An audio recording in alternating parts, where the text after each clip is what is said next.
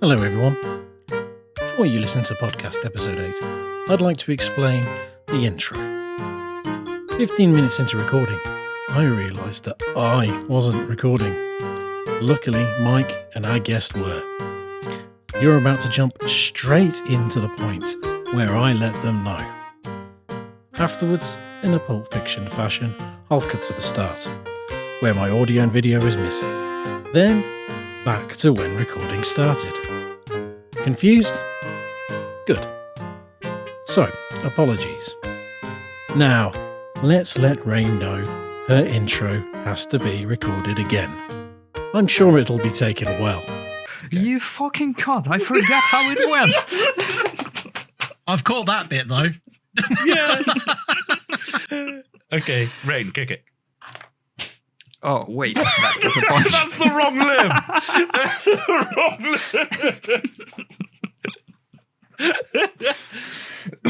limb. Annoyingly, Boys, sorry. girls, children of all ages, no, ladies cut and it, gentlemen, and everyone in He's between, sending- you he's sending- fucking bastard.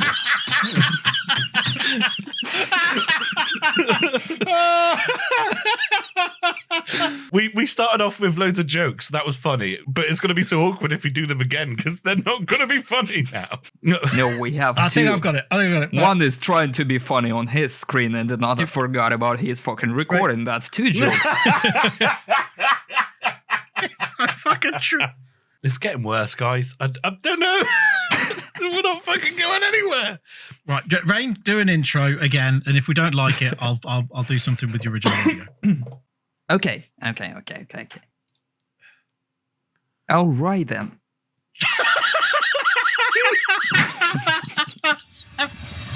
Ladies and gentlemen, children of all ages, madames, messieurs, and everyone in between, this is Pocket Knockers, and I will be the magnificent and traveling guest in it to navigate you through a wonderful, enticing world of cars, which is a lonely subject to discuss in pubs, because everyone usually makes this face, oh, you know, I don't know much about cars, which roughly translates into I have little to no fucks given about the cars, just give me 4 wheels and a steering wheel and 1 seat to get me from point A to point B, and that's why owning a fucking Opel Astra is still not criminalized.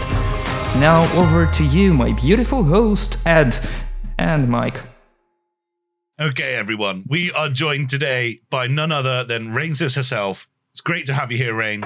If you don't know Thank you Rain for and having you're watching this, then you should totally follow on Twitch, Twitter. What else are you on? Nowhere, basically. Good. Well, I have an Instagram with exactly 1 post.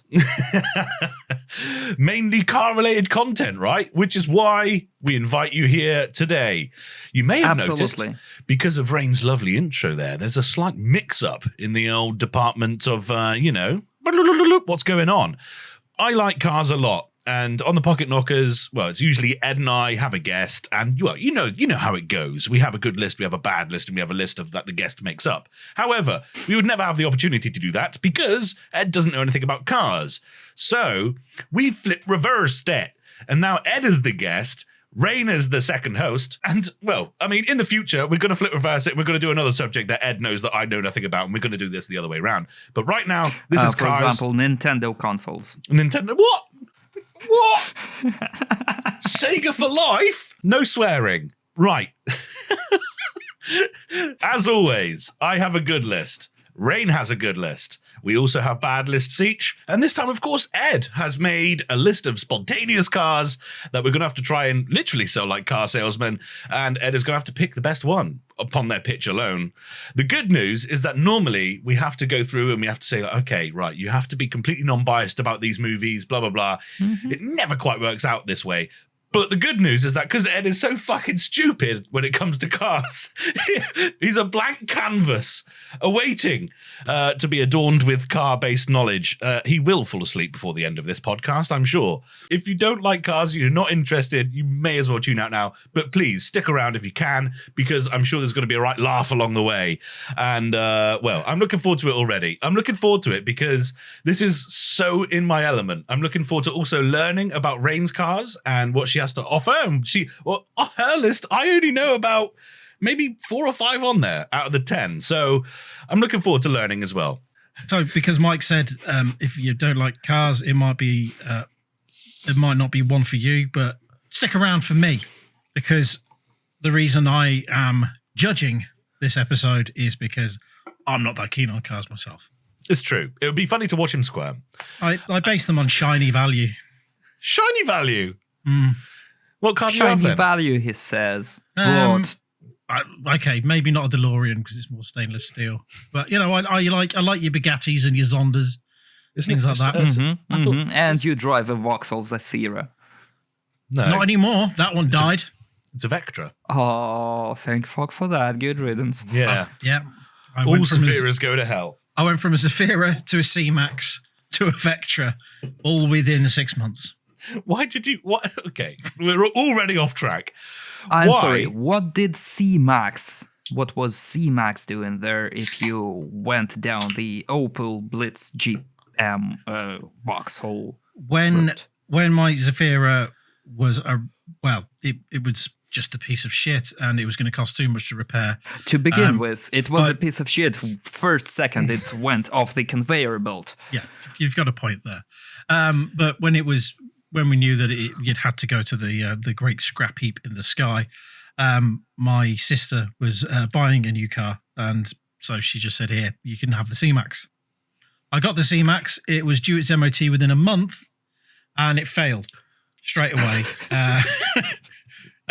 Mainly, I think it was the suspension, but the problem is there was so much salt corrosion on the bottom that the bolts had all seized, and you just couldn't get anything out. So I had to get rid of that. And now, There you go. I was there on the I day can that it kind of went. get that, because... oh, you were. You just turned up as the guy picked it up. Yeah, Then yeah, he had the cheek to come back and ask for the stereo. Because it had like a retrofitted stereo in it, right? Mm. It's like, have you got the original one? Like, what are you going to do? What? You want to put the original back in it to return it to future, previous glory or whatever. Today, we Previous do glory have of a C-Max. a list of cars, a massive list of cars as well. Rain and I have 10 good ones. We have 10 shit ones. And of course, Ed being the guest And one has train in the background. one train in the background. Reinesis. That's me. And Ed has a list of completely random cars that hopefully neither of us know too much about, so we can actually do the Pocket Knockers game. I would like to start by mixing it up a bit, if that's all right. All right, go on. Normally, of course, what we do is we put the list of cars 10 in the wheel, we spin it, we pick the one, and we go with it. We will do that, of course. That's literally the game. But can we just go through our lists? Yeah, of Can we go course. through? Because, I mean, it may not come up again. So I would like to go through the lists, and that'd be great. And of course, after we mention what car we're doing, let's just keep a short, just like one sentence on why it's there. I've got the spreadsheet here, so I'll read go them on out. then. I'll read them out once we go to it. One at a time, yeah? Like one each. Yep. Yes, I'll please. show the wheels on screen for those watching on YouTube. On this wheel, we've got this is Mike's. So we've got a Reliant Scimitar GTE. Indeed, yes. That is my Now. car. It's amazing. I don't It's know a why the solid fucking choice. segment's massive, but it's there. Was that you said that was an accident, Ed? Yeah. So on the wheel, for people that can see it, they're normally on equal segments, but for some reason when I created this wheel, I messed up and it made the section for the Scimitar massive. And I thought I'll leave that in because it's Mike's car. Can you just humor me and spin it once? I could humor you and spin it once. Yeah. Fucking hell. Anything else you fucking want? Oh, look at that. It looks like 1552 turbofans. Okay. So that's gone to a Lotus Elise. There you go. Okay, so No Ring. ABS. Right. Anyway, so yeah, the Reliant Scimitar, I think, is a good time to shout out Retro Sesh because I don't really watch a lot of Retro Sesh's content because it's shit. But Mike used to have another channel called Reincarnation, and he's put them all under the Retro Sesh umbrella. Indeedy, yeah. So do go and watch it. There's some interesting videos where he's trying to restore it to glory and upgrade it. Thank you, Ed. That's lovely. It's all right. Oh, and he's a cunt. So the next car we've got on your list is the Ferrari F40. So come on, short and sweet. It is, yeah. Ferrari F40. It's even journalists call this the best supercar, and they've driven even modern supercars. So Great. Okay, thanks. The next one is is it the Mark 1 Ford S? Ed, No, one of mine, one of Rain's, one of mine, one of Rain's. All right. Okay, we'll do it that way then. Right, fine. We'll do it that way. On Rain's list, we've got the Toyota Aristo. Also known as Lexus GS. And it's comfortable and it's powerful enough. 2JZ power, baby. Nice. So Mike's already mentioned the Ferrari F40. So we'll go on to the next one, which is the Mark 1 Ford Escort. I've got to say, I like this choice. I will be non-biased, but I like this choice. Yeah, Mark 1 Ford Escort, the working man, superhero, fast as fuck, and cheap. Back in the day. Beautiful. Rain's got another Toyota, and it's the Hilux. You call it the Hilux or the Helix? Whatever lifts your skirt, Ed, but I prefer Hilux. Whatever lifts your skirt. Well, Mike's got another one here, which is another one I like. This is the Ford GT40. Yeah, it's a legend. Oh, you bastard. Won Le Mans, beat Ferrari in Le Mans. Can't beat it. No. Literally. Rain is the Mitsubishi Delica. It's Delica. It's virtually indestructible, but to a lesser extent than a Hilux, so terrorists from all around the world prefer it slightly less. Nice. Nice. And now we've got... I'd be interested to see if this one turns up. You'll have to give me the year for this one, the Audi Quattro. The Audi Quattro, yeah. We're talking... S1 Audi Quattro. There is one and only. It is true. I mean, they did rebrand Quattro as just the four-wheel drive system, but no, we're talking about the Group B rally. What year was that? Was it 1980 or? Yeah, it was the 80s. Yeah, 80s. Big wang, four-wheel drive, massive turbo. People died. It was great. Now with Rain, we've got Japanese cars. Starting with the Nissan Laurel. Not exclusively Japanese. You might have noticed it on streets of Great Britain, but it's a full-size sedan. It was intended to compete with Toyota Crown. So this is the Nissan Laurel, huh? Yeah. Yeah. And back in the day, it was a go-to choice for Japanese taxi services. Gotcha. Nice. Mike, the BMW 325 Ti Compact. Indeed. 1,300 kilos, 200 horsepower. It's great. Great car. Great car. Ugly as nuclear fucking war, but so okay, good. Until your services. Rain's talking my language now with the Nissan Skyline. Well, who doesn't know that? But I have a variety to present you. The R30, which is basically a Bluebird, R31, which was nicknamed the Iron Man face, R32, the Godzilla, R33, the one from Fast and Furious, R34 from Too Fast, Too Furious, the most iconic one, and R35, which is basically a Nissan Z, and let's just pretend it doesn't exist. We're talking about the Nissan GTR with the Atessa four-wheel drive system. No. The VQ wheeled-in one, the really? R35 that... Oh, no, I know what you mean, yes. Infiniti G35. Yeah, the Infiniti, yes. Yeah. Oh, yeah, nice one. Yeah, good one. It's a nice car, but it's not a Skyline. No. Okay. Mike, S1 Lotus Elise.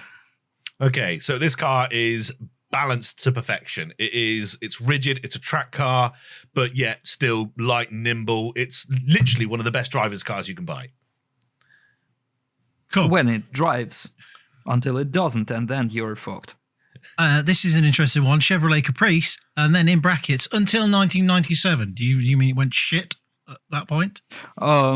Not really, but I will go in detail when we go to my 10 insufferable bastards list. Like it. But until then, Chevrolet Caprice was a wonderful land yacht purely American, the one that rocks on the potholes gently, has a 3 to 4 speed automatics, and still is kicking ass despite that. I just noticed it's on your shit list, the since 97. So we'll discuss that later on. We've got there, Mike, the Volvo 850 T5R. Indeed. Volvo, good choice. Yeah. So unlimited power. Great car. Super low. Yeah, it's still an estate, so you can fill it full of stuff to go to the tip. And it was so good that Volvo even entered it into the Grand Touring Championship. Yeah, and it was first and the only station wagon to beat the crap out of the competitors. Yeah, including the Ford Mondeo. Mercury Marauder, Reinesis. Yeah, Mercury Marauder is a twin sister of Ford Crown Victoria. The twin sister who people rarely talk about. But when they do it in a terrified or adoring voice. It's basically your usual cop carrier, but twice as better. I thought Mercury was the cheaper version of Ford. And then Lincoln was the better version of Ford. Yeah, exactly. But Marauder took it to a slightly different level. So it's basically like Chevrolet Monte Carlo versus Buick Grand National. Yeah. One is just a Chevrolet Monte Carlo and the other is a Nikon. Yeah, the GNX, man. Fucking hell. Okay, cool.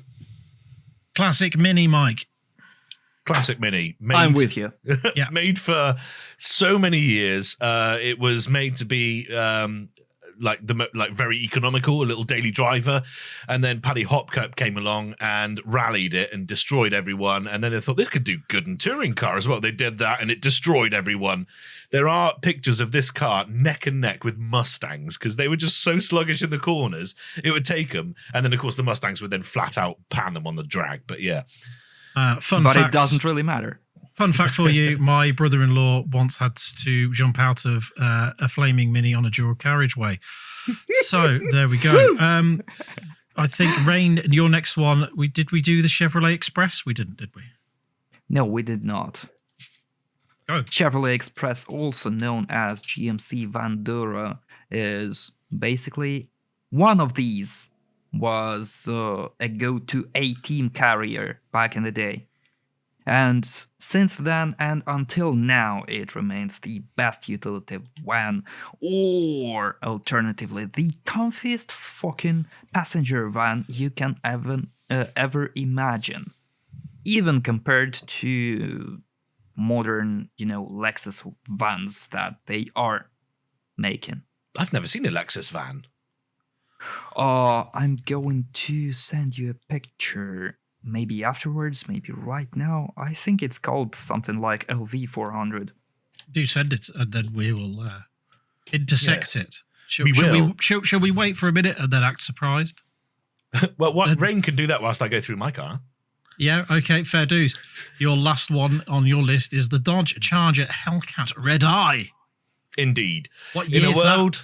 In the world where electric cars and hybrids are taken over, Dodge thought to do another thing, and that is make the fastest sedan on the world, 797 horsepower, 80,000 pounds at about quarter of the price of a Lamborghini, and it is badass. Burnouts on demand. Nice. The next one, let me just check Discord. The next one is Ford Escort CE14, also known as 5th generation, or the not infamous, but famous Kazi from Group A. The one with a huge wang on its rear windscreen. Huge wang? Huge wang. It's a Kazi with a wang. Nice. It's the whale tail. And exactly. Because we doubled up with Mike at the beginning, you got one more, which is, the Saab 9000. Yeah, because it's a car made by people who usually make airplanes. And it's... they still do. I think you didn't have any 9000 that wasn't turbo. Well, they did a Saab 9000 Turbo. But I don't know if that's just which was a wait, 9000. wasn't it one of the first production cars with a turbo? Yes, it was. Well, it's probably okay. And well, it's Swedish, so it's fucking quirky and massive headache to service, but it's so fun to drive. It's almost an alpha. The steel is so thick you could just drive through a brick wall and just be like, oh, fine. No, that's a Volvo. No, it's this as well. The steel is so thick. You hit it and it just goes, doo. Doo. It's great. Right. Now we've done our good list and you guys know what we're talking about and you've had a brief explanation. Ed, spin that wheel. Right. We are on rains, so we will start with rain. It doesn't rain, but it pours. Yes. Spinning. Tick, tick, tick, tick, tick, tick, tick, tick. Oh, yeah. I am all dizzy. I'm Nissan biased. Skyline, beautiful. Okay, so you've got one of 5 choices now. Which one do you like, Ed? Which one would you like? The older one or the newer one? Or the one that isn't a Skyline? I'm not saying anything, but all I'll say is my mate turned up with a 4K copy of Fast and Furious for me earlier. So with an R33 we go? I'll do. Oh, Was look at that! The Reliant Scimitar! No one's going to believe that was an accident. They're going to be like, oh yeah, Mike's got a scimitar, blah, blah, blah. It's the biggest segment. Oh, it's the first time that's happened, blah, blah, blah. Yeah, but then again, you kind of have to do the honors because we are not re-rolling here. We did a test run of the wheel earlier. Rain asked to do a test run of it, remember? Yeah, it it was a land far on better car. Okay. So, Right. there we go. Rain. So, You went first, of course, on the wheel, so rock on, my love. Have a go. okay. So, I am going to ask, this is going to be a question to both of you. Have you made, sorry, you're looking down as if you've made notes of questions to ask. No, Have you actually? I'm writing down the car names. Oh, and such. sorry, I thought you thought ahead and did it properly. Okay, sorry. No, only my stuff. Yeah. So I'm going to ask this one to Rain. I might kind of change this question to Mike actually. But Get cracking. what does the Skyline mean to you, like personally? Does it have any personal meaning to you? Of course, well, sort of. As, media aside, and the fact that Skyline GTR's RB series engine is in all freaking ways inferior to Toyota's JZ engine, but I love it nevertheless. Okay. That aside, my last car was almost a Skyline. And when I say almost, I mean almost body aside and steering rack aside. Was this the Bluebird? Yes. Nissan Bluebird 910 was basically the same thing as a Nissan Skyline R30. Really? Yeah. And sorry, steering rack and body aside. Same engines. You say same power. Same drivetrain. It's incredible. And you showed a picture of one the other day. It was on Discord, I think, wasn't it? And I was like, what the fuck is that? Like, we had a lengthy Twitter thread. There was a thing going on Twitter about it. I can't remember. Was it Twitter? I can't remember why, but I intercepted it because I was a dick. Yeah, that's the reason I remembered it. So we won't delve much deeper into days gone. So let's go with something more modern, R33 or R34. R33 is the baddies car from Fast and Furious. R34 was Paul Walker's car from Too Fast and Furious. The 33 was the one that would fit under the trucks, wasn't it? It would that was a Honda fit Civic. Under the trailers. No, that was like the Civics. It was an EG6 Civic. Except the American version, which was a sedan instead of a hatchback. But, irregardless,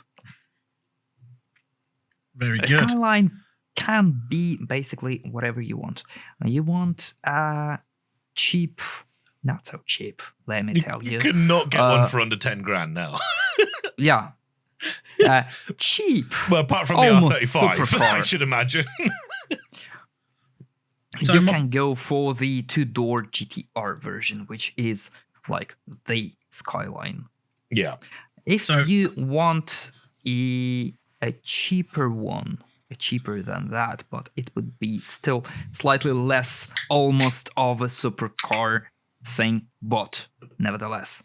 You could go for a 2.5 RB25 sedan, which had manual and automatic options depending on your tastes, and the amount of people in your family that you want or do not want to fit in the back seats. Yeah. But Oh, you really? could still make it work absolutely brilliant. It was not much heavier than the GTR version, and basically, This is all interesting stuff, but remember, we're discussing about your personal meaning to the vehicle. That is my personal meaning of a vehicle, because I like my cars to be slightly, So there's providing some choice. No sentimental attachment to them, apart from the fact that it's. Apart from the fact that I absolutely adore them, yes, there's no sentimental meaning. But another little tiny fun fact: if I wanted a Skyline, but a 4-wheel drive one with the same huge 2.6 tuning beauty engine, but a 4x4 one and a station wagon, a Nissan Skyline Estate, The I Stagia. would buy a Nissan Stagia and change the front panels, Nissan 180SX or Nissan Silvia style. So I would have a Skyline station wagon. Yeah. Basically, this is a car that you can make whatever you fucking want with it from it. It's true, It's yeah. a sculpture that you can mold into your personal fetish, Just looking at and Ed's it will face. still perform beautifully. He's just like, yep, it's an estate.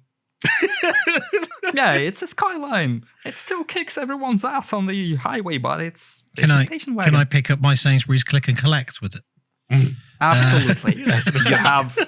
You have enough room to fit a fucking Calyx in there, and of course, not just one Calyx.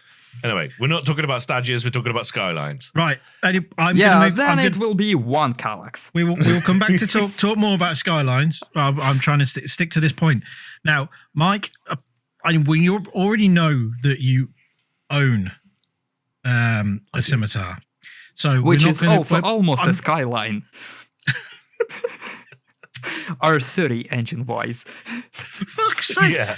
So, I'm not going to say, personal meaning, and you go, well, I've spent lots of time and effort on this, but there must have been a reason why you chose that car and wanted to spend that much time and effort on it. Did you have a love for this car beforehand, and why?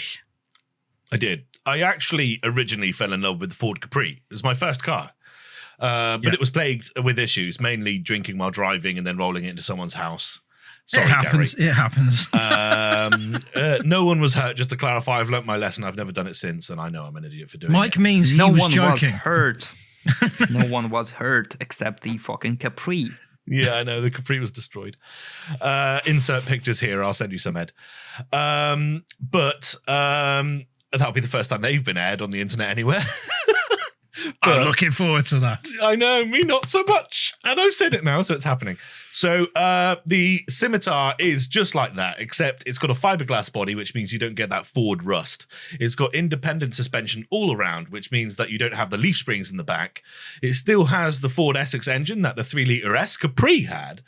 And it's great. It's got a big ass on it, the GTE, so you can just fill it with stuff, whereas the Capri, it looks like it's got a really long back end on it, but because it gets so shallow towards the end, anything you want to put in the boot, if it's not a carrier bag, you have to really push it up next to the rear seats. It was a bit of an issue. I like actually. it. You're talking about conveniences, so I'm listening now. Yeah. Yeah. It's literally, it was that. It was, Ford guys are going mental. I can hear it already. The Reliant Scimitar is better than the Ford Capri in every single way on paper and in practice. Because if you go around the track in one, you've got independent suspension and it's lighter. I find it interesting that you're slating your first car for a a fiberglass car from Reliant. There must have been Sorry, something. You say that negatively, as if like they No, were I'm not. I'm the not. best people at making fiberglass cars ever. I be honest. I've got a soft spot for Reliant. Yeah. So I am. If I was to be unbiased, I would be with you.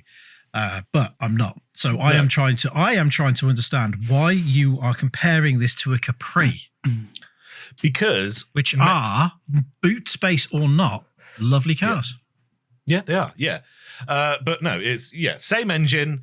Oh, sorry, we missed one big thing out here, which is the Ford tax. If you're going to get a Capri nowadays that's no rust on it, you're talking $5,000. You can pick a Scimitar GTE up now and with good paint for $3,000. Mm-hmm. So there are actually a lot of variables to this, but I mean, Judging it's by great. reincarnation videos you've made, you picked your for like 300 quid. Yeah, 450 I bought mine for. Yeah. I almost guessed. Oh, I thought you watched them. Oh. But why? Around me are No, you familiar didn't mention the faces. price, if I remember correct. Yeah, it was 450 quid. The paint was shit. It had an automatic gearbox. Well, the gearbox is gone. The paint's even worse. What made you choose a Scimitar? What made you choose a Scimitar though? Is this your first Scimitar that you've got right now? Yeah, it's the first one I got. Yeah, and it is literally just because it is the same engine as the Ford Capri. I'm a Ford guy. I like Fords, but the problem is that they all rust and they're all way too expensive for me That's at a least. strange fetish to admit to, Mike. The problem, If the I'm problem, honest. the problem here is it doesn't feel like there's much of a sentimental attachment to it. It is just like you are saying, you are trying to make it a pro alternative to a Capri. It doesn't feel like you, apart from having it at the moment. Well, yeah, you told me specifically not to talk about how long I've owned it for, how much work I've done to it, how much money I've spent on it, or anything like that. Mm-hmm. So I'm keeping that out of it. I have been heavily neutered by your prerequisites. I know, yeah, but the point is, I felt like that you would have had a one-up on Reinesis there, who's not owned a Skyline. No, unfortunately not. No. One thing I do find interesting here is the Bluebird. Reinesis has got a lot in common with the Skyline and the Bluebird. Yeah, like how you're discussing the Capri. Yeah. And so this is actually making the first question quite difficult. Yeah. And Reinesis, you've owned Bluebirds, right? Well, one at least. Yeah. I owned one so far. And it was almost a Skyline. It was. And but I know Just that like your you'd love Scimitar that. is almost a Capri. Sorry, my point is that the Scimitar off the shelf is better than the Capri. But because it doesn't have a Ford badge... My case is slightly, slightly less edgy than yours. Mine is smoother. But yeah, Bluebird 910 will cost you much less than a Skyline R30 because it's a fucking I'm doing it. I'm going to eBay. I want to see how much a Bluebird is. Even though Skyline R30 and R31 were competing let Mike do in some the racing. We'll let Mike do some typing away on it. Yeah, because I've got a loud keyboard. Now, No. You're absolutely right. I'm just saying, if you wanted to go and do some searching, I was just going to ask Rain another question. Go for it. Far away. And I had it, and now it's gone. Okay. Your short-term memory never ceases to imagine. Let's bear in mind, I'm not with technicalities. You could say it's got the same engine as this. It's it's got the same fucking chassis as that. I don't know. Let's talk to me like I am a person who likes shiny objects. Okay. Now trying to visually describe it to me. So let's say I don't know what it looks like in my head. Visually describe it to me. Like make it sound sexy, Rain. Do you remember early 90s, early 80s American land yachts with a lot of shagging space in the backseat? The pimp cars. I was invited to a few, yes. Yeah, the same boat, a reasonable size, while preserving the dignity of an American land yacht. Some versions had a lot of chrome on it. Chrome. Shiny headlights with amber turn signals because fucking obviously.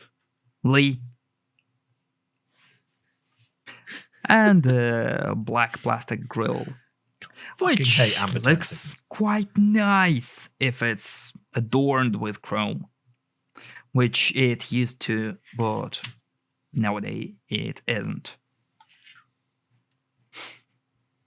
Sounds Also, nice. you have leather seats, leather plus fabric seats, combined ones on the hardtop version. Speaking of hardtop versions, these are absolutely beautiful. They don't have that B pillar in the middle.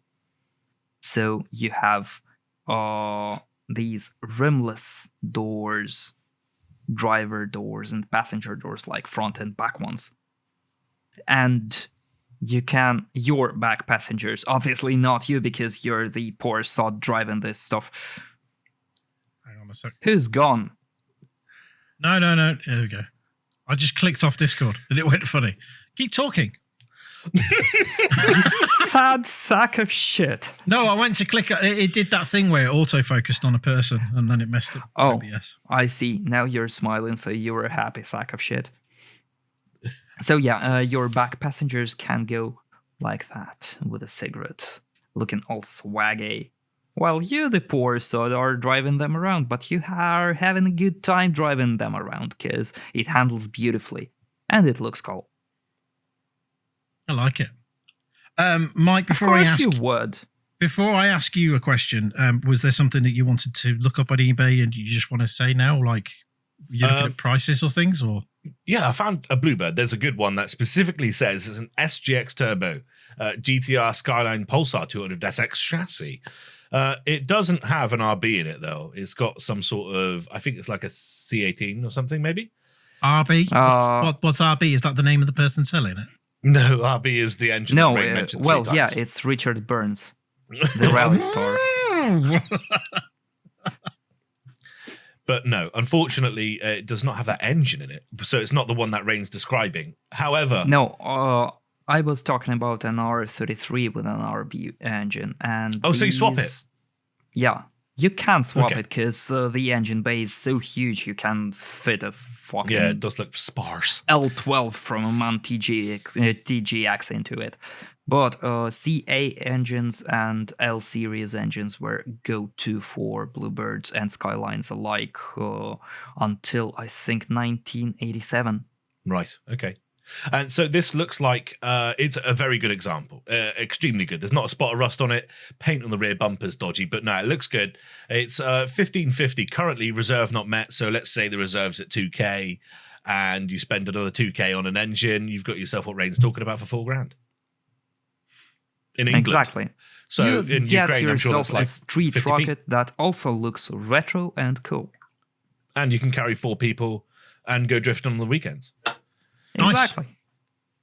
So, Nice. And stick a massive wang on it and ruin the entire image. No, don't do it. Don't do it. so Mike, without talking about the technicalities yet, like I just asked Rain, sell me some Treinities. Some trains. yeah. Tell me some Right. sex appeal. Okay. 4 quad optic headlamps on the front, chrome all the way around, which is actually stainless steel brushed, so it doesn't rust. I can prove that. What because it hasn't. quad optic? You're talking. 4 Things. holes in your radiator grill. Yeah. So. And light is shining from them. Yeah. So I'm just trying to understand not what what- you mean about. It's like Rain said to me. It's like this yacht. Imagine this yacht, and you're going. Look, okay, you asked not to get into. Quad optic headlights. I'm doing ASUS marketing. I'm just bombarding you with nice words. It's not an Vista- M&S advert. Fucking hell. It's Vista capable.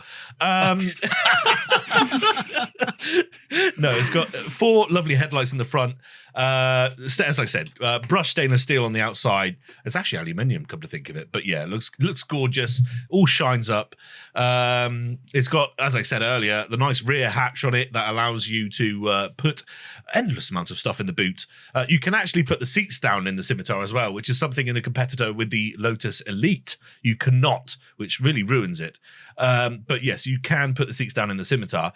With regards to carrying on with aesthetics, you're talking 2-door, so sporty. Ooh, 2 doors, nice one, my boy. It's a fastback. You've got the little lip spoiler on the top. Oh, that's not a fastback, but it's. You can't really shag on the car's roof. I mean, you but- could. Mine's got a Union Jack on it as well. Do you want to try? Not really. But no, yeah, it's an absolutely gorgeous car, and even from the factory, without any modification, they look just great, and they will carry on looking great because it's fiberglass and it won't rust and it won't bubble. I just posted a Bluebird Super Silhouette racing car. No, don't look at it, Ed. You'll be persuaded. I'm not. Yeah, exactly. Is that a Zack Speed kit? It looks like a Ford Capri with a Zack Speed kit on it. Well, yeah, they were together. Excuse me. They were together on the starting grid. Gotcha. Okay. Well, if we're doing, let's post pictures to make Ed choose our car. No, then he's just gonna not pick anything. Right. I would like next, starting with Reinesis, Would you like a train? I would like Would you like a train? So I would like you to kind of like top trump Mike's scimitar. So I would like you to go choose. You want you to choose like either aesthetic, whether it be like tuning perspective, mechanical, or just like a visual aesthetic. I'll pick up what you're putting down. Yeah, and I just want you to say it's better than the scimitar because of This particular. You know, I might be really biased because obviously I owned one and I am not British. So I haven't seen too many scimitars in my life. And by too many, I mean I've seen exactly 0 scimitars in the wild nature. But judging by pictures alone, nah, Bluebird looks better. It really does. It looks more balanced. It doesn't have anything that should not be there. It's an all-around beautiful car. And unfortunately, Scimitar, as solid as a car it is, I gotta agree with Mike. It looks a little bit too avant-garde for people's tastes. So, no. Okay. What about Visually, you? Bluebird any day. What about you, Mike? Is there anything? Would you like to go? You know, you can either compete against the whole visual aesthetic if you want, or I mean, I'm not gonna. Let's not get into an argument here. no. But I'm just trying to. You know, the only thing I will say is that the scimitar was designed by Mr. Ogle himself, and you are absolutely right, Rain. It doesn't look balanced because it's got that big arse on it, which even though it adds to practicality and means you can put loads of stuff in it and you can use it every day, does add that aesthetic of it having a big arse. I find this bit interesting because you were just saying the complete opposite about the Capri. Yeah. No, and I'm going to say the same about the Bluebird. You can't fit as much stuff in it.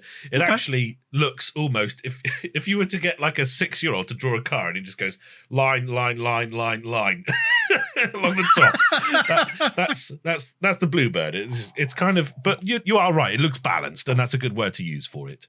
If I was going to retort with a top trump sort of aspect, I'm just going to go for the engine. I'm going to go for the Ford Essex, which is, of course, because it's a Ford engine, factory, very tunable, sounds amazing out of the factory. One of the best sounding V6s you can get. And because it's a Ford engine, there's loads of aftermarket available for it. Nice. Before we Yeah, but then again, it's twice as large as Bluebird. So hold you on, the can judge is just talking. The judge is talking. get a bucket and pour gasoline into it. I like this. So I'm just going to. What I'm going to do is I'm going to end it on this bit because Mike did 2 things there. He discussed the engine and he discussed like the visual. Because you discussed the visual, is there anything that you would like to say towards your engine to me? You bear in mind you're talking to me about engines, but The only thing that you really need to know about, let's pick a simplest solution about a CA18 engine is that go down the street, find me, I will tune it as good as it gets. Also, Okay. it's simple, it doesn't eat much. Okay. And it kicks ass even with the 3-speed automatics. You don't need a fucking manual to show off to people. You have nothing to prove, look at yourself. Right. So I've asked 3 questions here, and there's been a bit going on. But out of the 3 questions, I've kind of scored them. Who's won each one? I'm just going to go through this. So the personal meaning part of it, even though Mike, it was difficult because I kind of like, I told him to shut up about the fact he owns it. I think he did a fucking good job of that. So for the first part, I'm going to give that to Mike. The second part, we were talking about we were talking about the sex appeal, and I'm sorry, but Mike overdid it with Headlights, and you just talked sexy about a yacht. So I think that goes to Rain. I didn't say the word yacht. Fucking embodiment. I didn't say the word yacht at all. Sex appeal compared to you two guys. But the bit there when we were trying to top trumpet, fair enough. I thought I'd best give you a chance for the engine as well there, Rain. But all I'm going to say is the way that Mike described a child drawing a car, and then that's how a Skyline would look like. I don't like to do that because it was more against your car compared to his, but it felt like it had a bit more of a personal design to the Scimitar than the Skyline did. And if I just open up Discord now, because I didn't want to do it because I've already made the decision, but I can see the whole thing where you're saying this is what a child would draw when you see the Skyline. I didn't want to look at it first, but that's what I wrote down anyway. So I'm basically saying the 2-1 to Mike on this round, so Mike's won it. I am a real American. Fight for the rights of every man. I am a You're not a real American. I'm not even partial. I'm not even trying to be a fake one. You sent them. You exiled them to who the fuck knows where, and now we have a problem. I wasn't alive then. It wasn't me. I didn't do it. Oh man. Thank you, Ed, for fixing that for me. Okay. At least it's not AMC Gremlin. Let's just agree on that.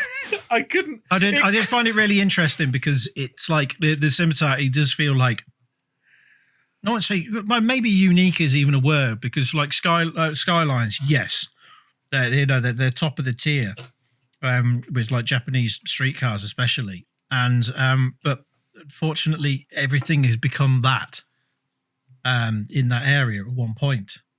But yeah, that's my personal opinion after being non-biased. But okay, I would like to say a word to our provisional champion here. Okay, Mike, get your ass the fuck out of here. You want to smoke? I will do. I actually need a wee It's time more. for a break. We'll be back after a commercial segment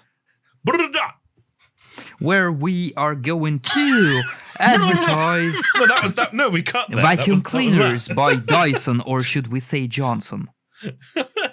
Can we just, off the record as well, can we just explain that a manual 5-speed gearbox is far superior to a 3-speed auto? Depends on what you want to do with that. It literally isn't. It literally isn't. I would rather, if I was in traffic, drifting, drag racing, or anything, I'd rather shift, man. No contest. Also, you said that the C18 was really easy to work on, and that you could tune it. I appreciate your skill in that particular engine, but the Essex has got a carburetor on the top. I could flathead screwdriver tuned. Well, if you want a carb CA18, you just go for 1983 one. If you want an injector one, you can go for a 1986 I thought you were going to say just put 3 bike carbs on the side of it. Just with a big inlet manifold. Yeah, that would work as well. Yeah. And you can just replace the manifold and voila, you turn Ed your wants CA18S to die. into CA18I. Are you eating So yeah, nuts, it's basically really versatile in that regard. Ed? Are you eating nuts? Yeah, pistachios. Nice. Also, Nuts. fun fact, the Reliant Scimitar SS1, which is the short little convertible one, the later... what? What? Just You fucking imagine laughing at me? convertible. Yeah, the Reliant Scimitar SS1, the later... You Googling. It had a C18 DET in it. Yeah, it was an injector with a turbo. Yeah, I know. So it's better than Skyline. And Right, okay. holy cow, does this thing look ugly as fuck? It is gorgeous. Ogle did not design that one. The thing is, with the scimitar you've got, you posted there, it does look like you just take it banger racing. No.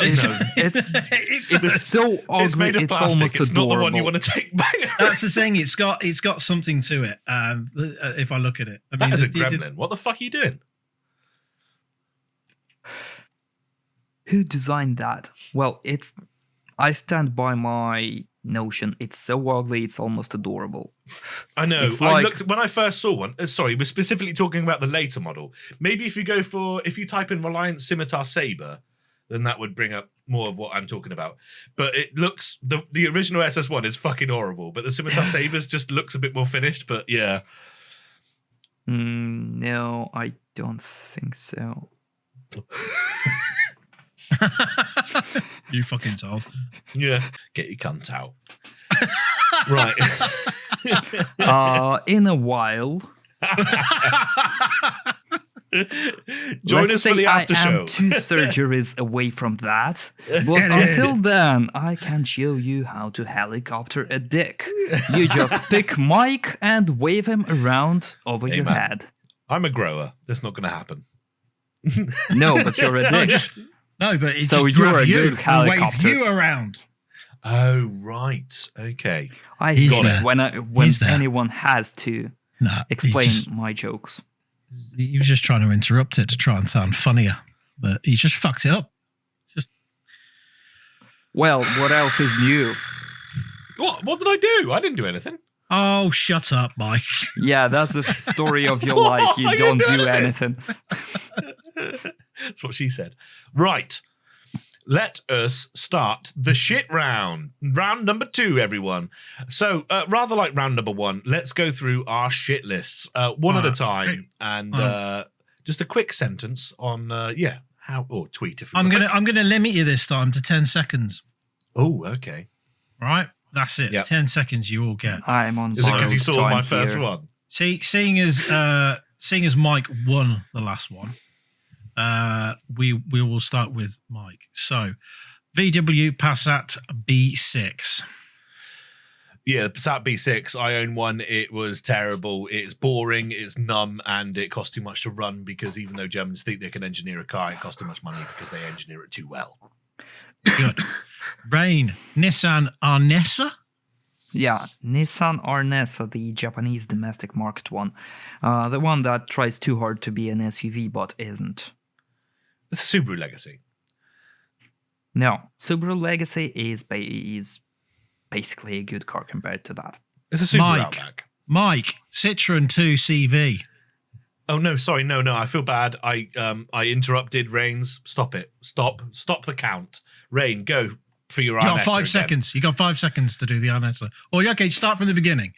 Right, fine. We're gonna be like that. Fuck's sake. 9. Nissan I wanted... Arnesa. You're just taking a piss off on me. Why would I do that when I've got Mike here? I don't know, maybe you got 2 for the price of 1? All you've ever dreamed of. I couldn't do that. You fight back. This kitty's got claws. I just play along. Nissan Arnesa, Rain. Go Or a on. train. Okay, it's Oh, trying... for fuck's For sake. fuck's sake. It's not a car, it's not a train. It's trying so hard to be an SUV, but it just is not. I mean, it's just basically a people carrier that tries not to be one, and it's disgusting. Otherwise, it would have been a good car. Okay. Right. Citroen 2CV. Looks shit, has no power, not practical. It's got literal canvas seats, and it's got an umbrella shift. Yeah, it does. Nissan Armada. Which would be a nice car once again, if only it wasn't so fucking rust-prone that it would literally snap in half. Just tries to return to the earth. Tries to pretend to be a Mitsubishi L200 or a Hilux. Could compete if not for the fucking rust. Is the Nissan Armada? I know, Ed. Sorry, the Armada. I'm gonna have to Google now because I've never actually heard of one. You Google. Okay, so that is what would you a Pathfinder? Yeah, something like that. Yeah, no, you're there absolutely were right. like In fact, three ugly sisters of modern generation: Pathfinder, Armada, and Navara. Yeah, and the Navara. Yeah, there's actually. I was actually looking at buying a Pathfinder, and I went to see 3, and they were all fucking rotten. And this guy I went to see said, there's a guy in like a car club almost that has them.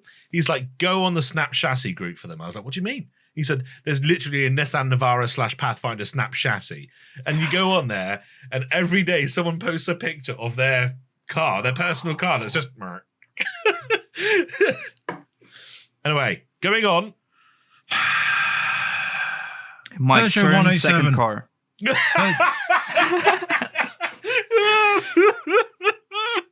can just go with Peugeot and stay silent for 10 seconds. Yeah, you're not wrong.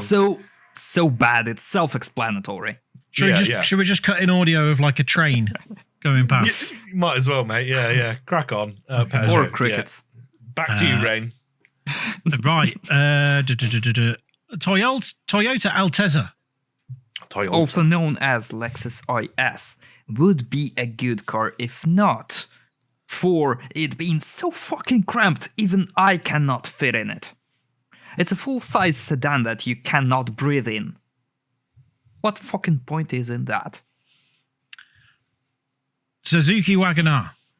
These cars drive 40 in a 60 all the time, and they are horrible because in GTA 1 they're just fucking insufferable fucking shit boxes. Fairly tunable though. Fuck off. B5 VW Passat. You know how do they call B5s and B6s around here in Ukraine? Hitler's vengeance. Mostly because of multiple extra fucking tentacly arm suspension that costs like half of your liver, let alone both of your kidneys to fix. Just before you go on, Ed, sorry. I hope we have a B5 versus B6 off. That would be so good. Okay. Toyota Supra Mark V. The Mark V Toyota Supra. All the Supras up until the Mark IV were sublime in every single way. And Reinesis has already spoken about the JZ engine. It's insane. It's so good. And then, apparently Toyota thought they would just make a BMW. Yeah, they tried to piggyback on former glory, and it did not work out. No. Not even a manual version. Okay. Fuck. Who's next? Me. Oh yeah, Lada Riva. Just Okay. 2 words. Lada Riva. Over to you, Mike. Can I just tell you about the time my mate Andrew, hi Andrew, his dad picked us up once to take us over to Coventry where he lived, and there was roadworks and the lights had changed and he could not be asked to wait. He was just, I don't know why, but he just then decided to put his foot down on the single lane that was still open, and you could see headlights coming towards us, and we had to get there in time, and he was in a Lada. What, you were in a Lada? Yeah, we were all in his little You were in shitty a Lada? Lada. Yeah. Well, I mean, you're really risking it there because, I mean, if the power to weight ratio was already terrible with 3 people in it, it's really on the borderline. Fucking hell. So, right. Thank you for that one. Which one's yours next, Mike? Is it the Supra Mark V? Have we done that one? No, We did we've that one. done that. It's the the Honda NSX Mark II.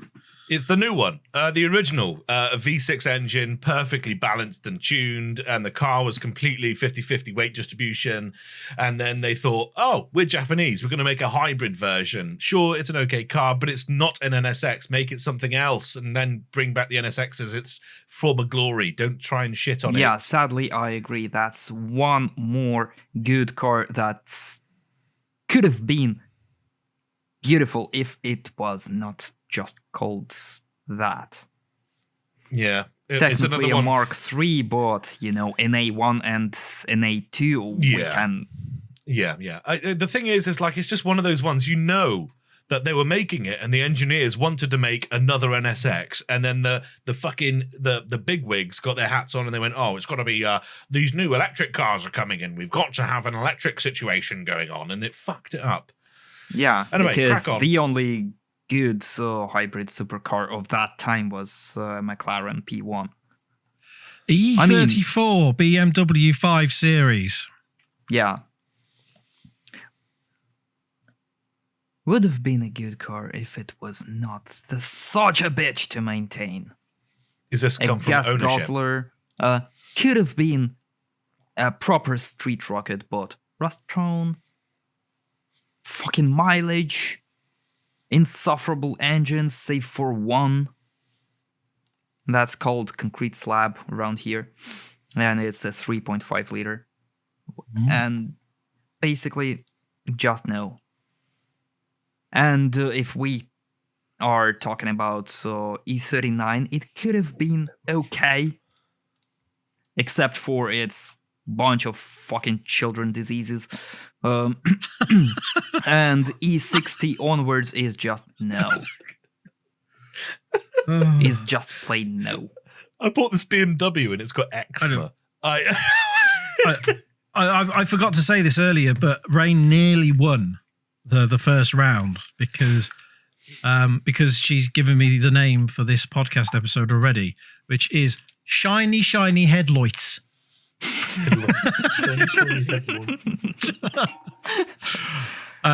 Okay, Porsche Boxster / Cayman. Okay, you can't afford a Porsche, you get a Porsche Boxster. Not only that, but you are then introduced into a world of actually talking to your friends about, oh yes, I've got a Porsche Boxster with the extra carbon fibre trim on the dashboard, which cost me an extra £1,000. Once That's again, lovely. Boxster could have been a lovely car if only it was called something else, like a Volkswagen Boxster. Because Porsches are usually what they should have done is made it the new common gear. Rear engine, rear wheel drive, and the fucking user base is insufferable. Yeah, I know. If horrible. not for the fact that Porsche Boxster owners are mostly complete asshats, the car would have been lovely. What about the Jeep Renegade then?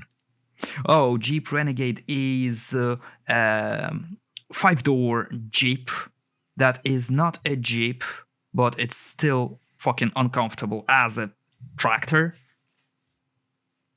A Nice. gas guzzler without much off-road capabilities, without much off-road ready reliability. Costs a bitch. Maintenance costs are double bitch. And you don't see a fucking thing sitting in here. And the Vauxhall Corsa? I mean, they're owned by absolute idiots. Especially the more modern ones, you got to get a red one. It's got to have black wheels. You got to have on finance for fucking £500 a month, and it's going to be the 1 litre. And they're going to drive it like it's a Formula One car, and they're just annoying. They always put big boxes on the back, and they start it up outside your house. Everyone's got one. It's like, shut up! You're not going anywhere. All right, sit down. Fuck off. Dodge I Avenger. agree. Dodge Avenger is a go made by Dodge to reiterate their success with a full-size sedan Charger, but at a smaller scale, at a reasonable price, and it did not work out because it's not comfy, it's not spacious. It drives not like a Charger, and it generally is too expensive for what it's worth. The 2020 BMW 4 Series. This is the introduction of BMW having grills that are ridiculous. It makes the whole car look mental. I know that loads of you non-car people are now looking, well, how can a grill make a car look that bad? I'll send them a picture. I'm non-car person, right? And when they did the fucking the shitty license plate bit on the back of the Range Rover, yeah. Oh, I fucking couldn't stand it. And then like when it was off center, it was actually a Discovery, but yeah, when it was off center. Was it a Disco? Was it? Yeah, yes, it was. And and I don't know what the fuck that was all about. There were actually people who already, they used to modify them for mainly for celebrities, and they already started as soon as they released it. They started working on like making a central back for it. Yeah, just split the back lid. Yeah, and even Land Rover themselves changed the back lid to have it central. Mm-hmm. We have one at work. But yeah, the BMW 4 Series is absolutely gopping. I will send Ed a picture if he can't Google one himself, even though I'm sure he's more than capable. Yeah, just Google it and look at these I'm going to Google after. Ugly nostrils. I will Google after. I'll expect you to send me many messages saying, Mike, you said you were going to send me this picture. Can you send me that? In 3 months' time, when it comes to editing, you're going to be like, oh, yeah, Mike, I need these pictures. Fucking right. Do your fucking job. So then we've got the Cadillac BLS. Cadillac BLS is otherwise a lovely car. As you can see, the list consists of cars that are mostly lovely, but these are cars that I kind of love to hate. But Cadillac BLS is otherwise a lovely car, if not for a fact it's a fucking Vauxhall Insignia. And that's pretty self-explanatory. Fair cop. Then that's we've got... That's a good segue, isn't it? Yeah. Yeah. And then we've got... Right, the next one I would like to point out, I said to Mike earlier, Mike, you've only put 9 cars down. You need to 10. Yeah. So he has put number 10 down, which happens to be my car, the Vauxhall Vectra. Yeah, it's to clarify, it's not purely just because it's a Vauxhall Vectra and you own one and it's funny. It's because they are shit. Oh, did I tell you I own one? My mate Loz owns one, and my mate Andrew owns one. Loz owns one. Yeah, but he talks about cars all the no self-respecting car we all own them, and they're pretty much the same fucking year. Are they all silver? Yeah. Oh, by the way, he listens to these podcasts, so please feel free to say something, and he will agree. Yeah. Fucking hell. So yeah, go on, Vauxhall Vectra. Front wheel drive, horrible, shitty interiors, break down all the time. The original, the gearboxes, both manual and automatic, blew up almost instantly within 10,000 miles of releasing from the factory. Nice. I thought that assembly quality for Vauxhall and Cadillac and Opel was actually different depending on the region, but turns out it's not. Chevrolet Caprice Reinesis. Chevrolet. Yeah, Chevrolet Caprice. Chevrolet. With a remark, 1997 onwards. Yes, of course. Yes, 1997. Of course, since 1997, because people will remember on the good list, Reinesis, she had a Chevrolet Caprice until 1997. Yeah, so 1997 onwards, Chevrolet kind of toned it down with Caprice for a while, essentially giving the niche away to Ford Crown Victoria and Ford Taurus successor or a parallel successor, because Crown Vics just fucking died. But nowadays, if you decided to buy a decommissioned police Chevrolet Caprice of that era, especially from 2000s, 2010s, you would have a lot of fun until you had to service and maintain it. That's when the real fun starts, because at that exact moment, you are presented with a sudden revelation that the Chevrolet Caprice from, say, 2005 is actually a fucking Australian Holden. And you can't find parts for it anywhere in the US. How about that? You look like you're going to say something there, Mike. I thought Rain was going to go on to say, is this the GM where they put the starter motor under the inlet manifold? But it doesn't really I don't think matter it is, in this actually. regard. Why would you care about your starter motor placement if you can't find and buy a fucking replacement one? Well, You don't need to look it up. You have nothing to replace it I with. will just reiterate to everyone listening and watching on YouTube. We live in, Ed and I live in England and Rain is in the Ukraine. We don't get these and we don't get parts for them anywhere anyway. So to be honest, we don't really get modern Caprice ones here either. For the same exact reason, because what's the fucking point? But were they sold there? Yeah, they were. Really? Hmm. Wow. Nice. I mean, I'm jealous. Ukraine bound incoming. By all means, feel free, but if you want a Chevrolet, which is a Caprice-like, but modern one, you are fucking better off with a Malibu. Maybe an old Malibu. Or a Oldsmobile Cutlass Supreme, because you can't go wrong with one of those, man. Well, yeah. Just don't pick anything other than, the names you know from good old American movies. thought you were gonna Otherwise, say you're rap. just buying a Dell.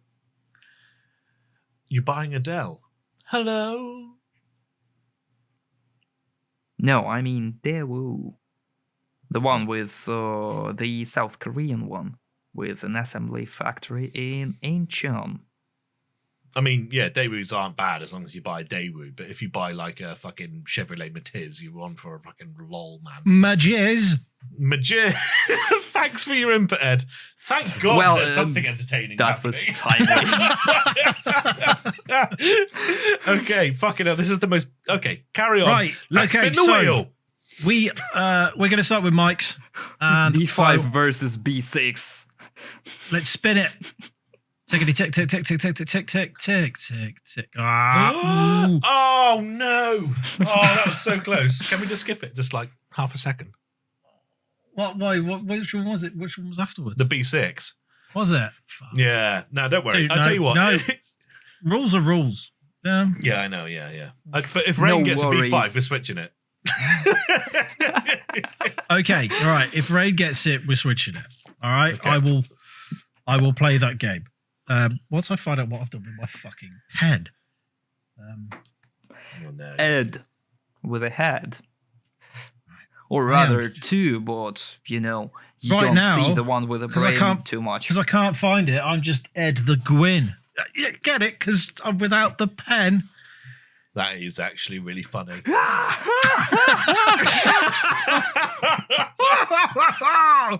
Okay. I'm Chuckle sorry. guffaw, chitter chitter.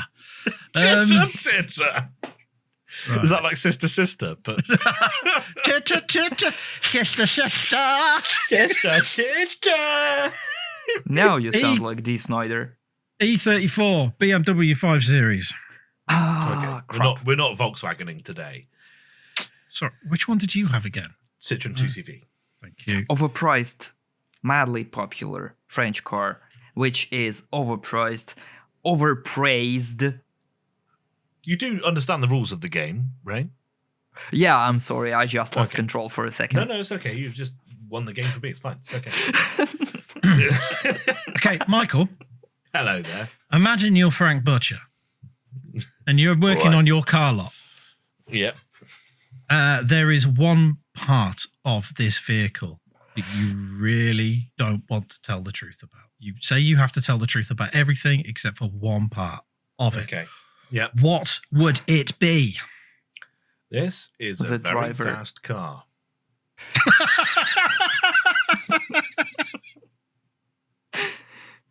I like it. That's it. I should have done it in a Frank Butchery way. It's a very fast car. I don't know. I can't do Frank. the hell was that? I Okay, don't know. yeah, so I it was like going your well until bravery, then. Mike, but I would go for a driver because you kind of can't really call a buyer a bellend for his choices, right? But only an absolute fucking jab would go for 2CV. Rain. Sorry, Rain, I'm you've got helping to you stop there. giving me ammo. That's fine. Help. I know we have a shared hatred, obviously, for this vehicle, but there's a game to be played. Okay, what about the E34 BMW? Rain. So say you're there on your car lot. Someone comes along and you've got to tell the truth about everything apart from one thing. With the Did you just call E34. Reinesis a bear? No, but I can be Reinesis bear if she wants. No. You said okay, pretend you're a yeah, bear. 50 quid. Pretend you're a bear on your car sales lot, is what you said. What? I didn't. Yeah. I have a recorded. Oh fuck! I don't record. No, Ed, don't stop I the record recording. myself. Ed will But go back okay. to it in post. Don't you worry about that. Let's all stop. That should have been said like an hour and a half ago. Yeah. So just to clarify, Ed, was it a similar question? No, it's the exact same question. You're on a car lot. Yeah, You've got I'm to sell selling this a car. car. There's one part that I cannot tell the truth about. Yeah, But so you you've got to have make to, that because bad that's the thing game. sound good. You've got to make the bad thing sound good. So what would it be? It's a train. Since Goes I like a am train. going, Stays on rails. Drives like it's on rails. which is a legit argument. But once again, just like Michael there, I'm gonna go with engine. Never raced. Okay. Now I've got to think of another question. All right then. Hold on. Now I would like you to tell You me. want an explanation, Mike. I see it in your eyes, or rather in something that resembles your eyes because you're wearing fucking lenses on your forehead. Four eyes head. Quadruple Four eyes skin. headlights. Oh, yeah, that's yes. Mike, you're the quadruple headlight. I've got quad optic eyes, yes. All over your grill. All over my fucking big old M4 2020 grill. So okay. Yeah, Right. E34 with an engine. I just want to humor Mike and get him an explanation. The engine is pretty serviceable, but what's the point of dishing out 500 quids on the rebuild every 100 miles? I mean, that's not factual, is it? Well, that varies by region, but I am fairly certain that if anyone owns an E34, especially with a 3.5 liter, they are fucking racing the fuck out of it. I see. So you're saying that the typical clientele will rag it? Yeah. Okay. Well, your typical run-of-the-mill Ed the Penguin will not go for a BMW E34. And that only, that is basically the cherry on top of the engine's general, much to be desired reliability. I feel like Ed is now not taking notes. He's literally just on eBay looking for one so he can buy it to prove you wrong. He's just like, no, it is my next car. I will learn how to do donuts. We're going to start a Patreon just so I can get a BMW. Right. I bet they're expensive as well because they're in that sort of classic era now, aren't they? Was it an E35? I E34, once drove. E35 I once drove was a different one. a 320D, and I quite liked that. The BMW 320D. Okay, anyway, next Oh question. no, E35 was a convertible. Yeah, you're right. A convertible 5 Series. Fuck me, Dad. Okay. Yeah. What did I just miss? Me showing my tits. Oh dear. Maybe next time. Okay. Reinesis, I would like you to tell me, well, I'm going to be a bastard here, why you would love to buy a Citroen 2CV. Well, aside from the fact I would have to be really, really drunk to buy one. Okay, not sounding good so far. Okay. Because, well, I cannot really disagree with Michael on it. No, Rain, stop it. Stop it, But- Rain. Aesthetic-wise, I would go for the visuals. There's something about the ugly duckling look that made it insanely popular. I mean, it was trying to compete in popularity with a VW Bug, and they were pretty much neck to neck. And it's still an object of love and pride in its homeland in France, mostly because they don't really have anything else to be proud of. But still, doesn't matter.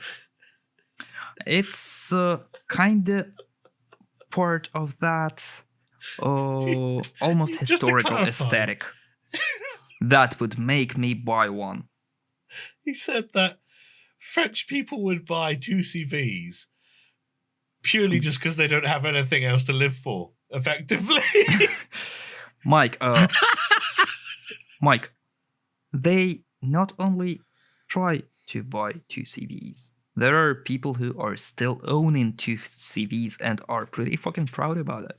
Oh, I know. They're collectible now, of course. Anything old enough will gain a follow. Not only the collectors or the posh cunts who would like to buy a 342nd car for their own private museum, but, run-of-the-mill farmers. Because that car just kinda does the trick for them, and they don't really need a replacement. It's still running, it's still...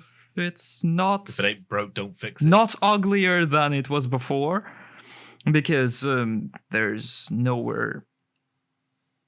That's basically rock bottom. But yeah, if I ever want to shoot a black and white movie with an accordion music in the background, I will go I thought to you said for- shit then. I thought you said shit. If I ever wanted to shit out a Citroen 2CV. No, that's what she said. No, because I would like to keep my dignity. You will never find me dead trying to shit in a 2CV. Because I would rather be found dead trying to shit in a Nissan Bluebird. You're selling this well. You are selling this well. Mike, Hello. please fucking hell tell me why you would want to buy an E34. Well, Rain has made a faux pas here. Because they did do, in that E34 shaped BMW, an M5 with 311 horsepower, 0 to 60 in 6.3 seconds, a top speed of 157 miles per hour. They went on then to use that engine inside the BMW Z8, the Ascari KZ1, and the Ascari A10. Which It's are not the- basically forgotten half supercars.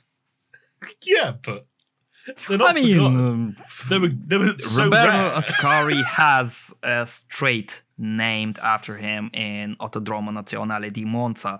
But You fucking what? Flubba did you- blah, blah, blah, blah. What? In the style of a club What did you singer. say?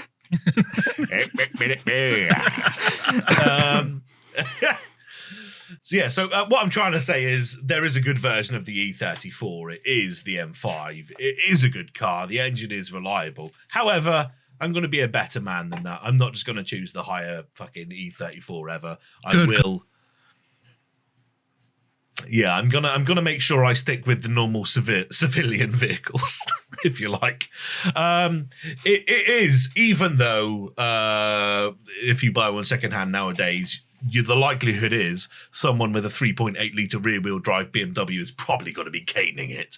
They do have nice interiors. They are great. You can still get a manual in the 3.8, and thus, on paper, it's a good driver's car. I would really like to drive one and find out, but I have never driven one, and thus, I don't know. I should But have yeah. gone for an E36, but then again, What, an even better car? the best It was hard part enough of to make that one sound bad, Ray. the best part of any BMW is what's in the front seats. Because Bitches. back seats wise, for an E36, I've been there. I couldn't fit in. Okay. And it was an E36 estate. I mean, from what I understand But, from my recent introduction... BMWs Don't you dare are- interrupt me! Because you're not... Shit, stop it! Oh, you're a host. No, actually, I am a co-host. So we Yeah. are on the equal priority here, so shut up. No, I was in I'm going mid-sentence. I'm I gonna don't know how have they do my it in start Ukraine, time. but over here...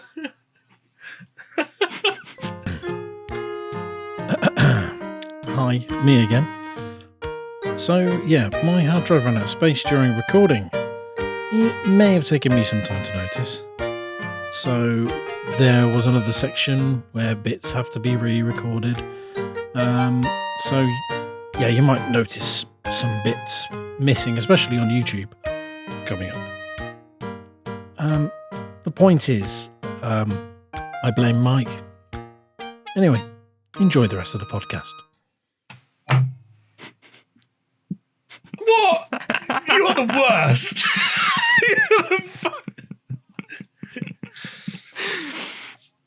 Also, How's it going, Ed? What's the problem, Ed? Sorry. You've run out of disk space. but Don't do yeah, anything entertaining. Your dick space. dick space, and it's gone. And how long ago? Right. Did you say that? Yeah. And I went... "Rick, rick, rick, rick."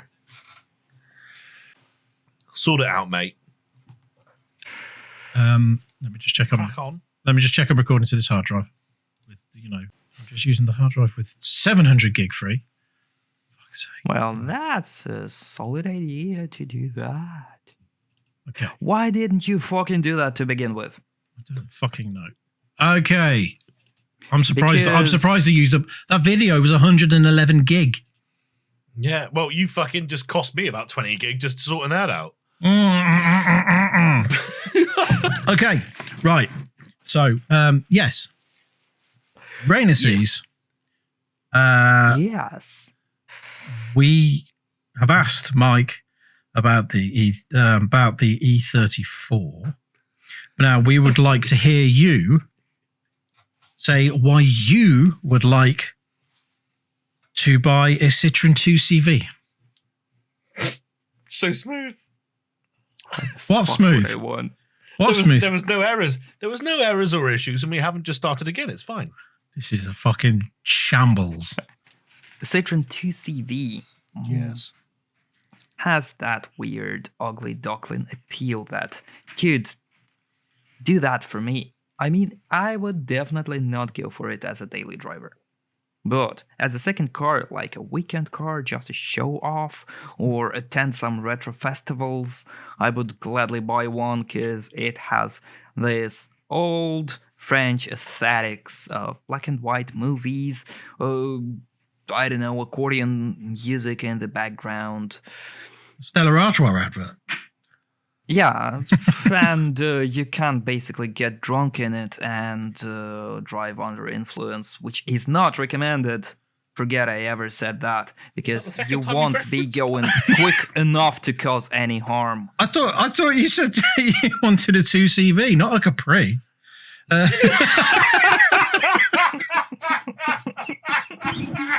Oh, you fucking cunt! You absolute fucking monster!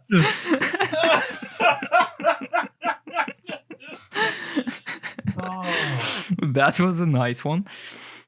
fucking worst time of my life, and you rip me for it. You cunt. But yeah, as a retro festival showstopper, 2CV might just do the trick. I mean, they are kind of still retaining a vestige of their popularity. Slightly less maybe than a VW bug. They are slightly less iconic than a VW bug simply because they don't have... they haven't starred in movies. They weren't called Herbie. They weren't loved by long-haired hippies around the world.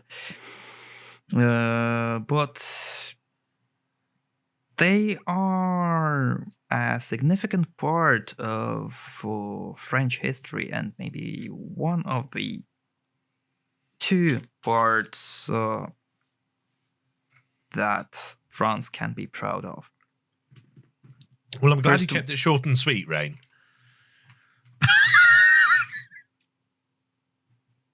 First What was that part for? is, What was that uh, for? This isn't now a 2CV monologue. yeah. The But thing yeah, is, I know, 2CV is one You're of too two. busy eating pistachio nuts that you're not judging. I'm listening, but the thing I'm going to get to here is Stop waving. I'm going to put my hands up and admit that my hard drive ran out of space, so the recording broke. But there is still audio footage. There is still audio footage of Rain trying to defend this vehicle, yet slating the shit out of it. And that will remain in the podcast. I'm Good. still doing that, exactly. But, you know, it's one of two things France can be proud of, because one thing is a Citroën 2CV. Fair play. The A other? popular car. And second part is that France held off.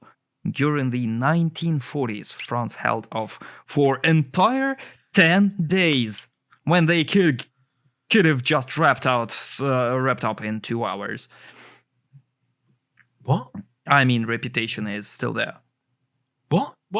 They wrapped up in 10 hours? 10 days? 10? Yeah, they surrendered in 10 days. They could have done that with the same effect within 10 hours. Right. Do you know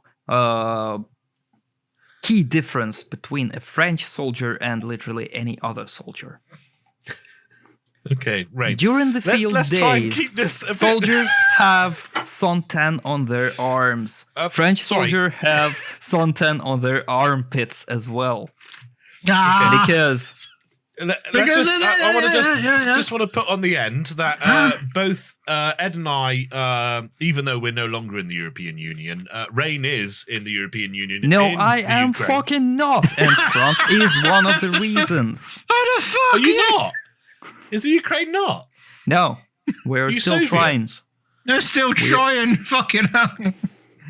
Oh. We barely Oh, got, fucking hell. I thought you were. I thought Ukraine were in. Nope. We barely Don't worry, got you can the, take our spot. It's all right. Kinda. They barely got into associated- Eurovision. Yeah, kinda associated part. Do you know how many conditions a lot of this is they getting cut, just to put clarify. up for us? Fuck For us me. to qualify for EU membership? Like, Qualify. what reforms do we have to undertake to at least be considered Do you have zebra candidate? crossings in the Ukraine? There were 128 conditions grand total. Oh right. But the bitch ain't warm. Yeah, and that bitch is France.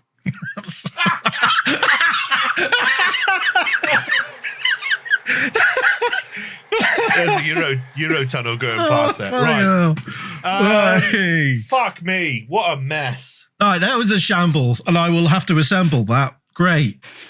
Yeah. Yeah, Um, but at least it was a funny shambles. Yeah, I've got to be honest.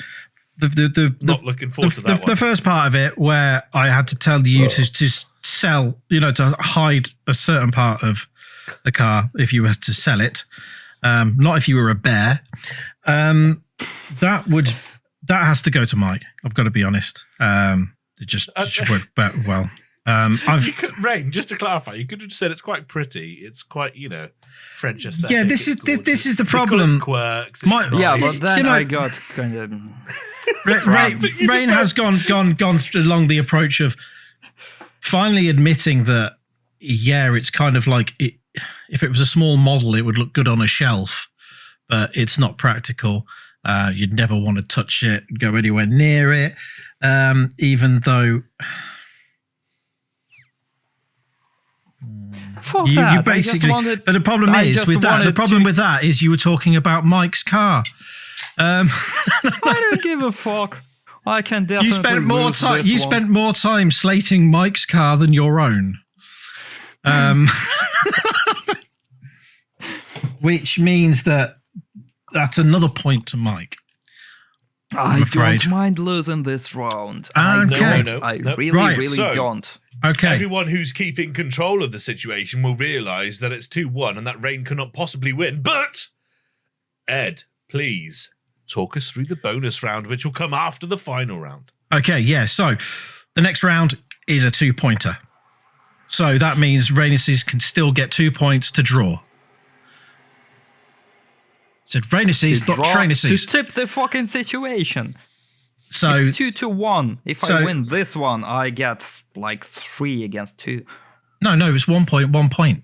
So Mike currently has 2 points. You can win 2 points on this last round. If you do, that means it goes through to the what's in the pocket round. You can still win. Dick. It keeps it competitive, Rain. It keeps it competitive, Rain. And you're not allowed to talk about prostates either. So I'm going to go on to the guest. Second option. I'm going to open the guest wheel now. I will now insert car sounds.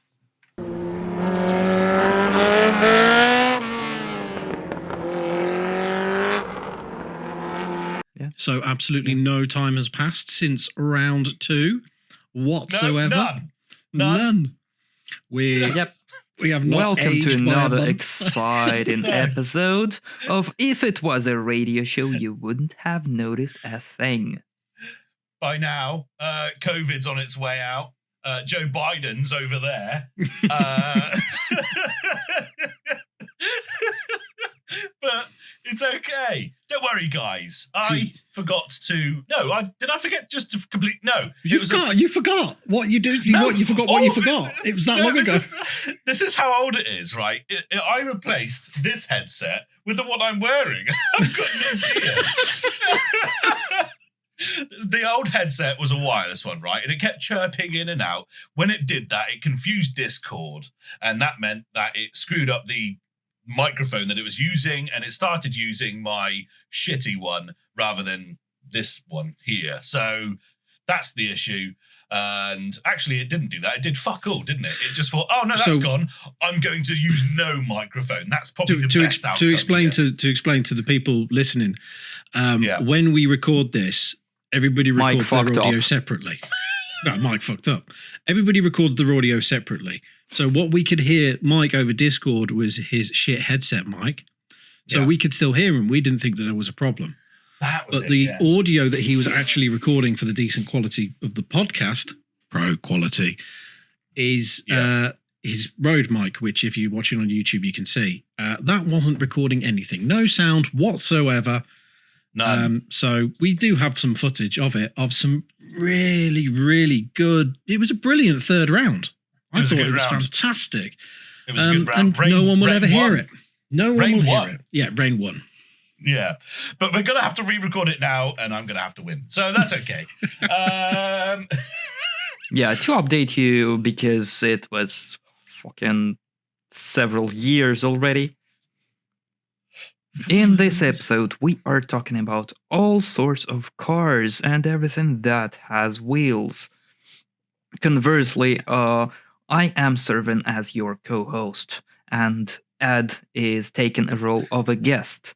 simply because Mike somehow assumed I know something about cars. And I am going to prove him wrong in this round. So, just to clarify, you are wearing a Ferrari headset. If that doesn't make you a car fan, I don't know what does. I don't know. What? I thought it was a Thrustmaster headset. Yeah. Couldn't afford a Mercedes one, though, could you?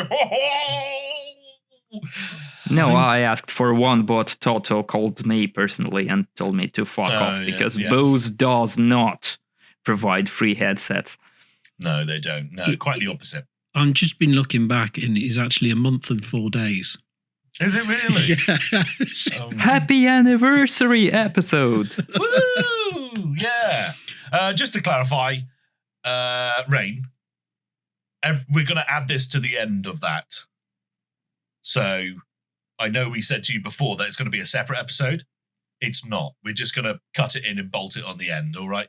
Yeah. So yeah, that makes all the jokes about, so you wouldn't have noticed it even better. We're going to cut that out. No. We're all looking completely different. It's a month and 3 days later. Let's go. Right. Should we find this wheel?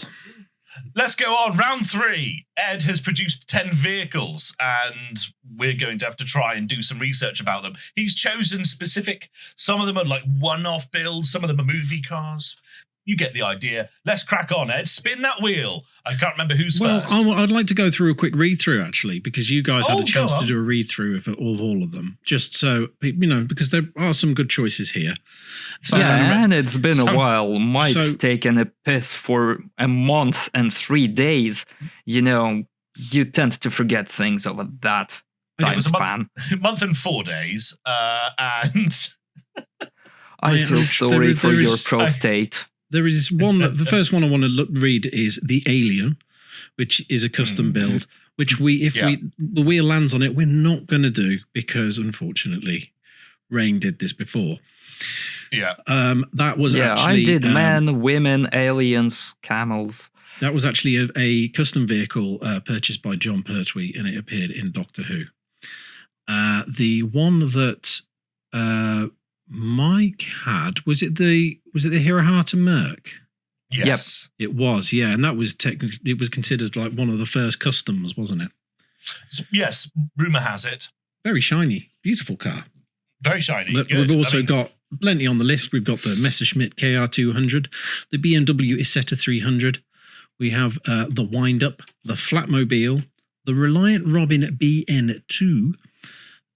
Then we have the Blasterline Special, the Bond Bug, and something I can't read because it's got something written over it. It's something Reactor. It's just the Reactor. Is it the Reactor? Thank you. It's been so long.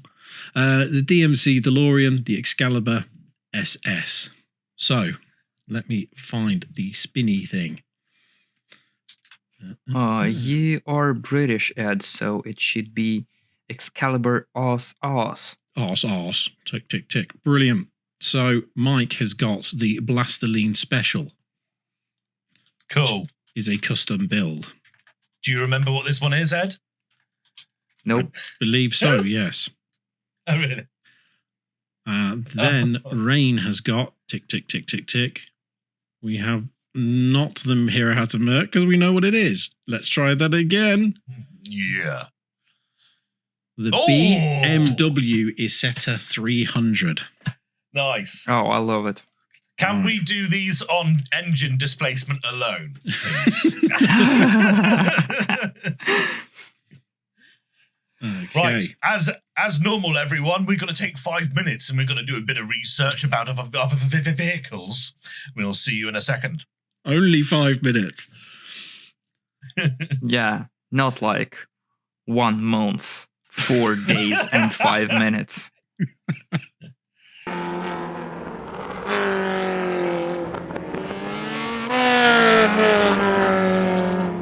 Right. Hey, our time's up, isn't it? It's got to be. Yes, it is. Yes. One thing's for sure, we're not talking about well, these cars anymore. What did you research wise, Mike? I imagine fuck all. What do you mean? No, I was just I was just looking at. I opened 3 tabs and they didn't even read through them because that's my style. You didn't need to anyway because you both love these cars. That's it. Yeah, absolutely. Yeah, It's my brilliant. favorite.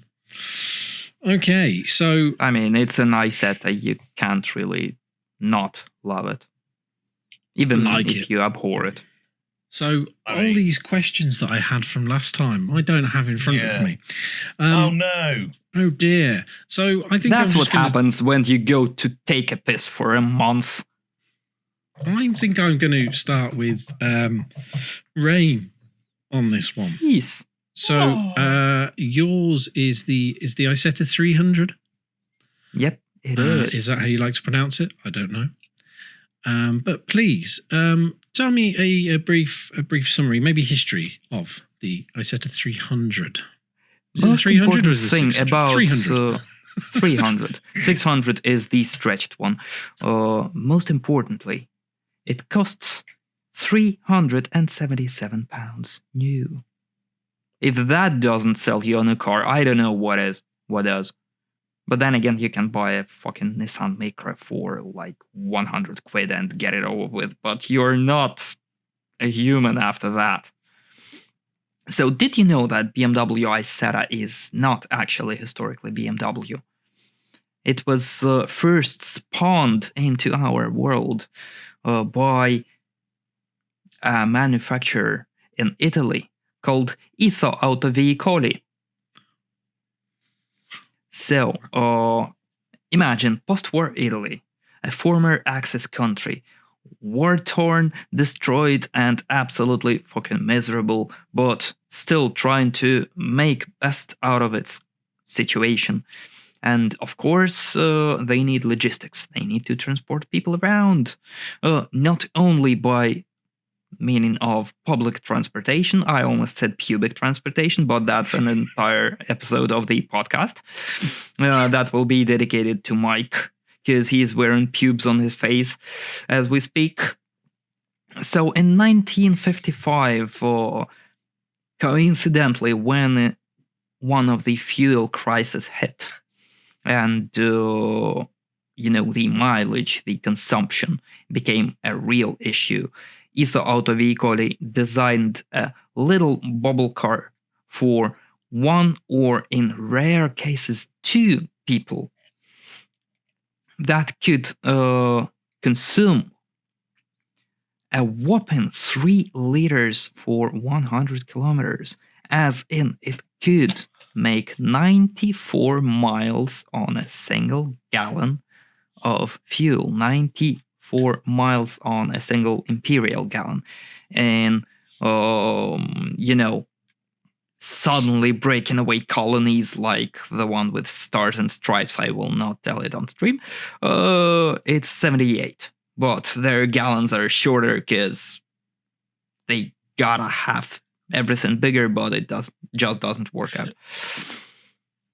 So initially, ISO's idea was to stuff a small 230 cubic centimeters engine into the car, but it did its job, and the car got really popular and became resold and remanufactured in a number of countries. For example, in France, it was called Velam. It was produced by Velam Isetta. In Argentina, it was produced by a small factory called Decalo. In Brazil, it was Romi. BMW took a slightly different approach. They took the general idea of the car and basically improved upon it slightly. Slightly as in up to the point that no parts between BMW Isetta and ISO Isetta were interchangeable. They bumped up the engine to 247 cubic centimeters, then to 300. 300 cc Isetta was basically 1 year younger than its original, than its predecessor, than its spiritual parent figure. Just looking at Mike's face. Spiritual parent figure. Yeah. It was built to adhere to changes in the regulations for motor vehicles in the western parts of Germany, which we know as Federal Republic of Germany. Right. Okay. Mr. And Kapoor's Hang on, bump. there's more. Are you interested or not? I'm just wondering where you're looking at the moment, that's all. You're looking at the screen, or You have to look from the heart. I can look at you. okay. So, where did I left off? I left off somewhere. Stop fucking laughing. It's a nice little car, and I really like it, even though I remember exactly fuck all about it. Why couldn't you just have said that? Oh. Woo! Please, how many door hinges does it have? 3.5, which is impressive for just one door. That is impressive for one door. And no Yeah. reverse gear.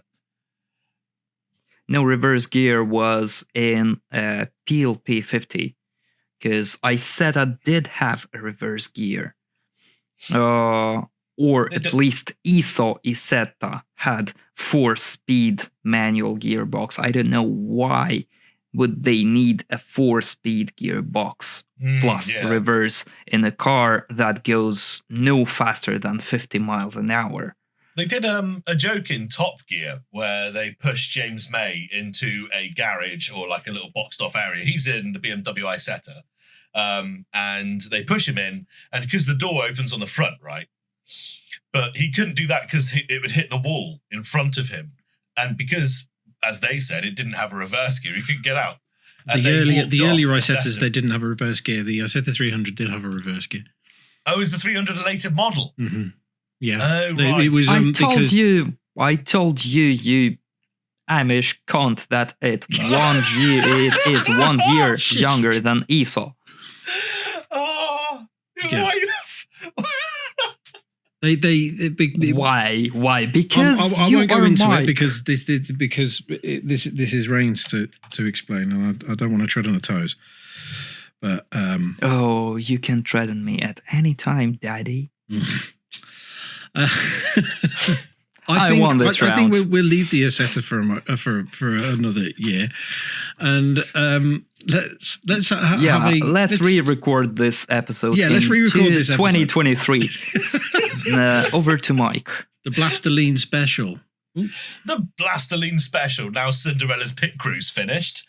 We can talk about a proper car, 29 litres, built by a lovely man. He's called Randy Grubb. He made it in 2001, and it's a one-off. He custom built the chassis and everything.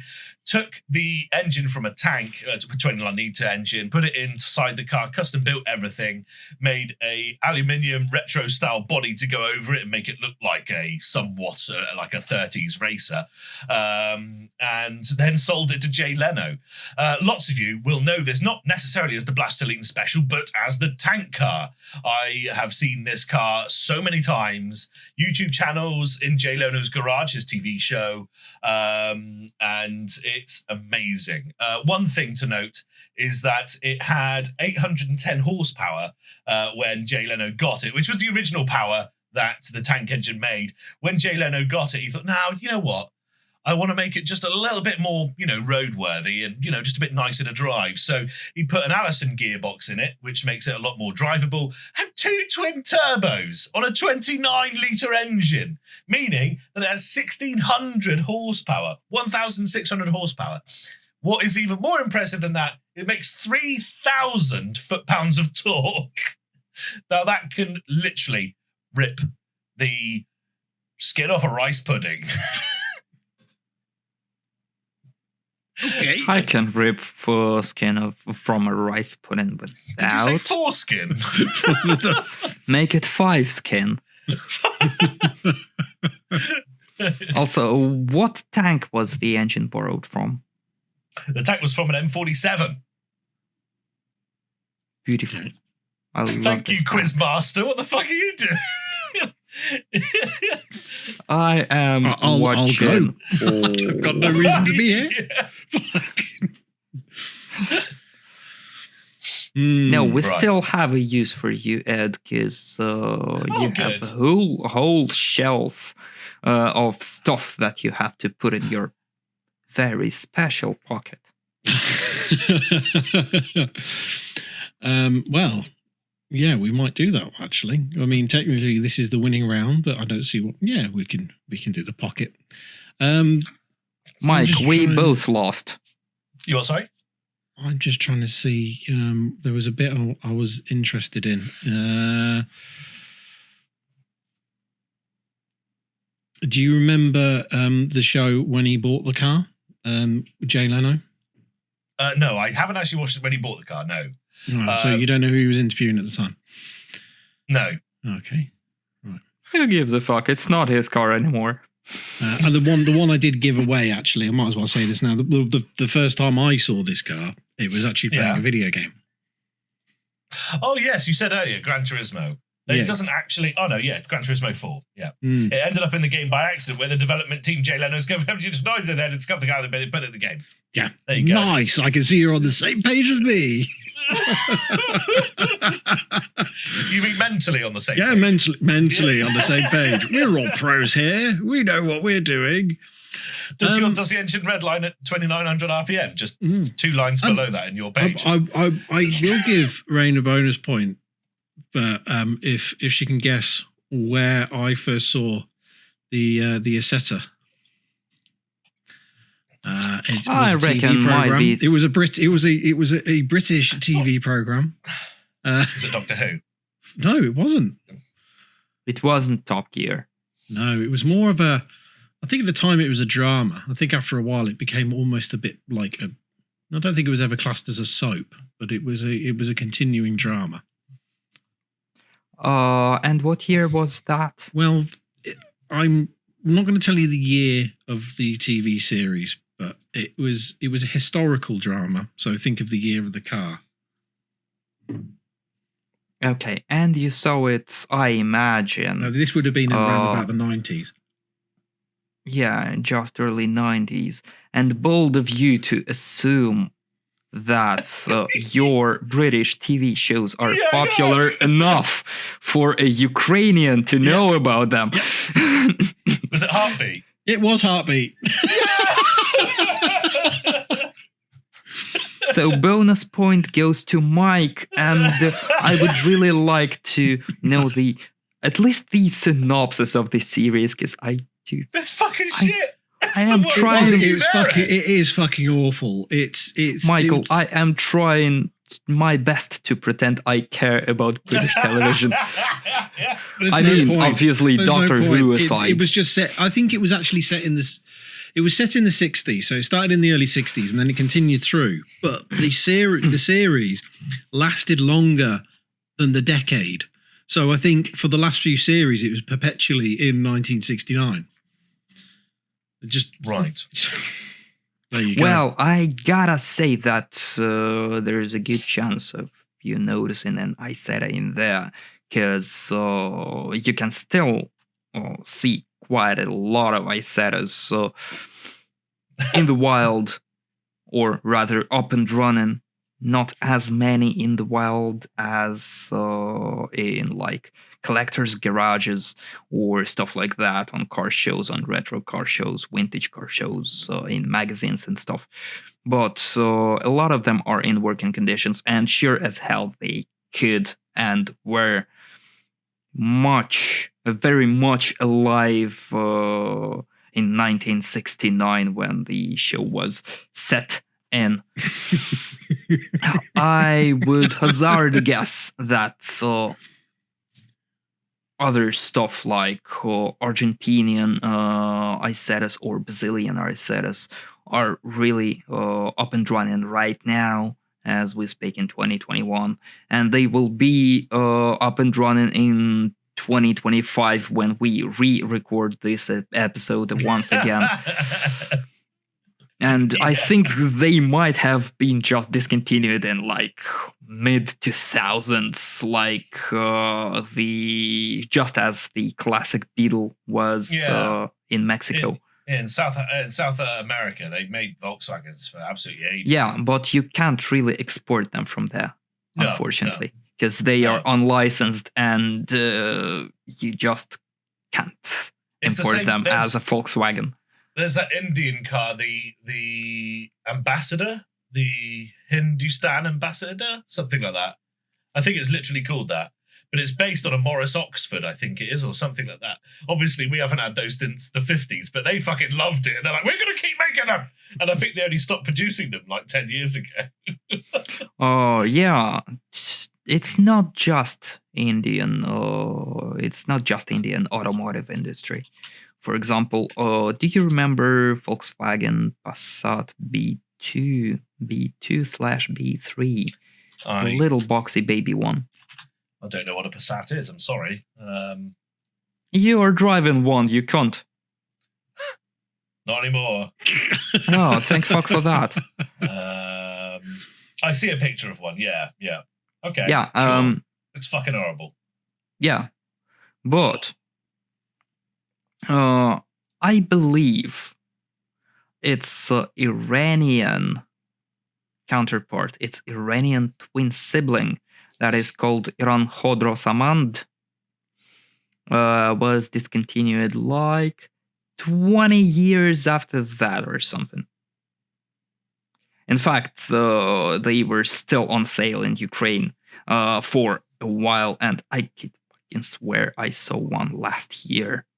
Why? In flesh. Why did they make them? Why do you like them? As in Ukrainian Just for the listeners, I have no fucking clue what's going on right now. They're talking Oh, about cars, Ed, you're still here. Hi. What we should have done in Rain is just had like an evening where we just talk about cars. This was the worst idea for a podcast. Or my favorite example of a knock-off, but not really a knock-off car, is a Samsung SM5, which is basically Nissan Maxima R32, a Samsung if I remember. car. Yeah, exactly. A Samsung SM5. Just Google it. You will have a lot of fun. It's just a fucking Maxima. Nothing more, nothing less. But it's a Samsung. Did you hear that, ladies and gentlemen? Google it. You'll have a lot of fun. That's how I married my first and only time. Googling? Google, get wife. It says it's a Renault Samsung SM5, huh? I don't care. Right. But it's a fucking Maxima. Ed, for the love of fuck, ask us a question. Right. Jesus. I'm okay, so what's your favourite feature, Mike, about the Blasterline? So all of these old cars, I say all of these, there's like you get other old, especially yet again German cars and things like that of the same era, 20s and 30s, big 24 to 30 litre engines in them.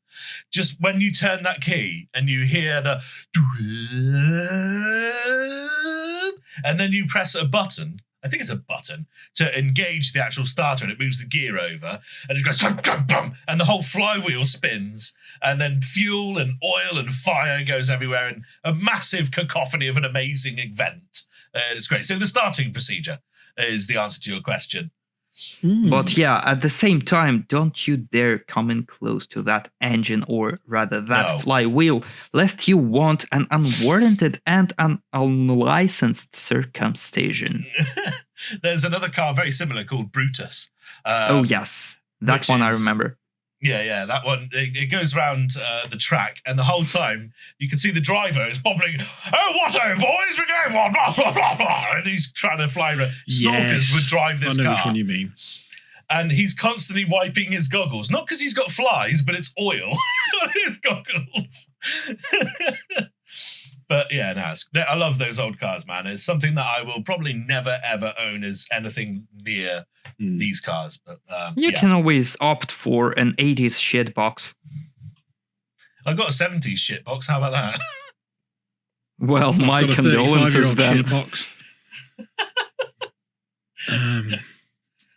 So, Rain. How about you? What's your favourite defining feature of the Isetta? Your feature. My defining feature of the Isetta. My defining feature. I don't know. Actually, you know what? It might not really relate to just to Isetta, but rather to that entire little family of cars, little cars, like the Isetta, the original Austin Mini, the Citroen fucking 2CV, the ugly duckling that is better off dead, but still. The practicality of them, I mean, they were, almost all of them were built in response to some kind of crisis. Yeah.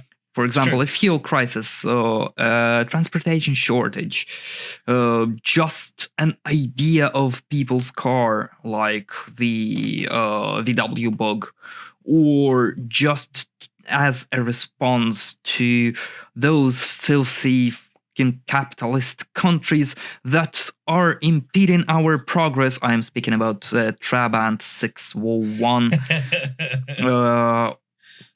You're absolutely right. These little cars do get made in times of a crisis. Of course, the Mini was made. It had to get at least 50 miles per gallon, and it went well. It was great. And exactly, they are an entire layer, an entire era of cars that are kind of still relatable because we are going through one financial crisis, and just as we crawl out of it, we go into fuel crisis, and then another financial crisis caused by fuel crisis, and so on and so forth. So just kind of these kind of cars, these kind of little bubble cars, 1-2 people transporters, if you like.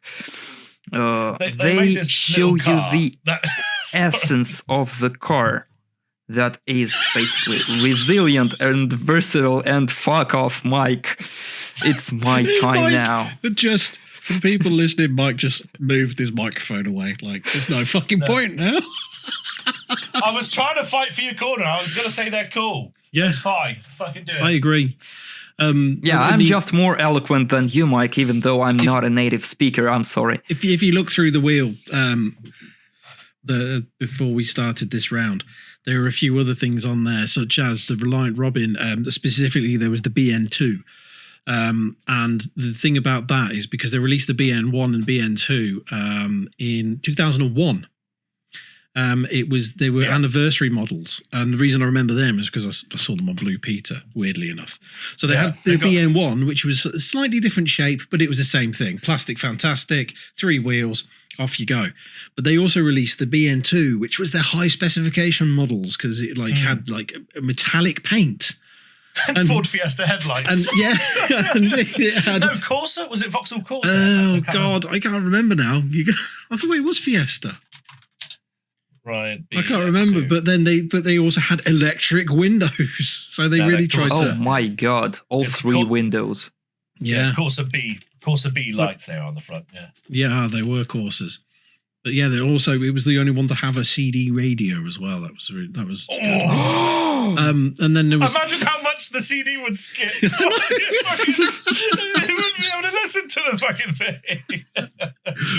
Oh. And then there was the Bond Bug, which was also, I think it was made for Reliant Robin. It was Reliant Motor Company, sorry. Hang on, let me just double check. It was a small British 2-seat, 3-wheeled automobile, which was designed by Tom Carron of Ogle Design for Reliant Motor Company. The reason I like this one is because it is actually the Bond bug that was used for Luke Skywalker's land speeder in Star Wars. Oh, was it? Yeah. So they nice. they had that's what the insides were. They took it off and then they just put this other shell on top of it. And then so for the hovering scene, you can't really see it anymore in the remastered versions, but before you could see a little orange glow underneath, which was Vaseline on the lens to hide the 3 wheels. Oh, really? They literally Vaselined it? Yeah. Oh. Man, that's really cool. Sorry, I got bored of not saying anything. So. No. Well, no, that was good input.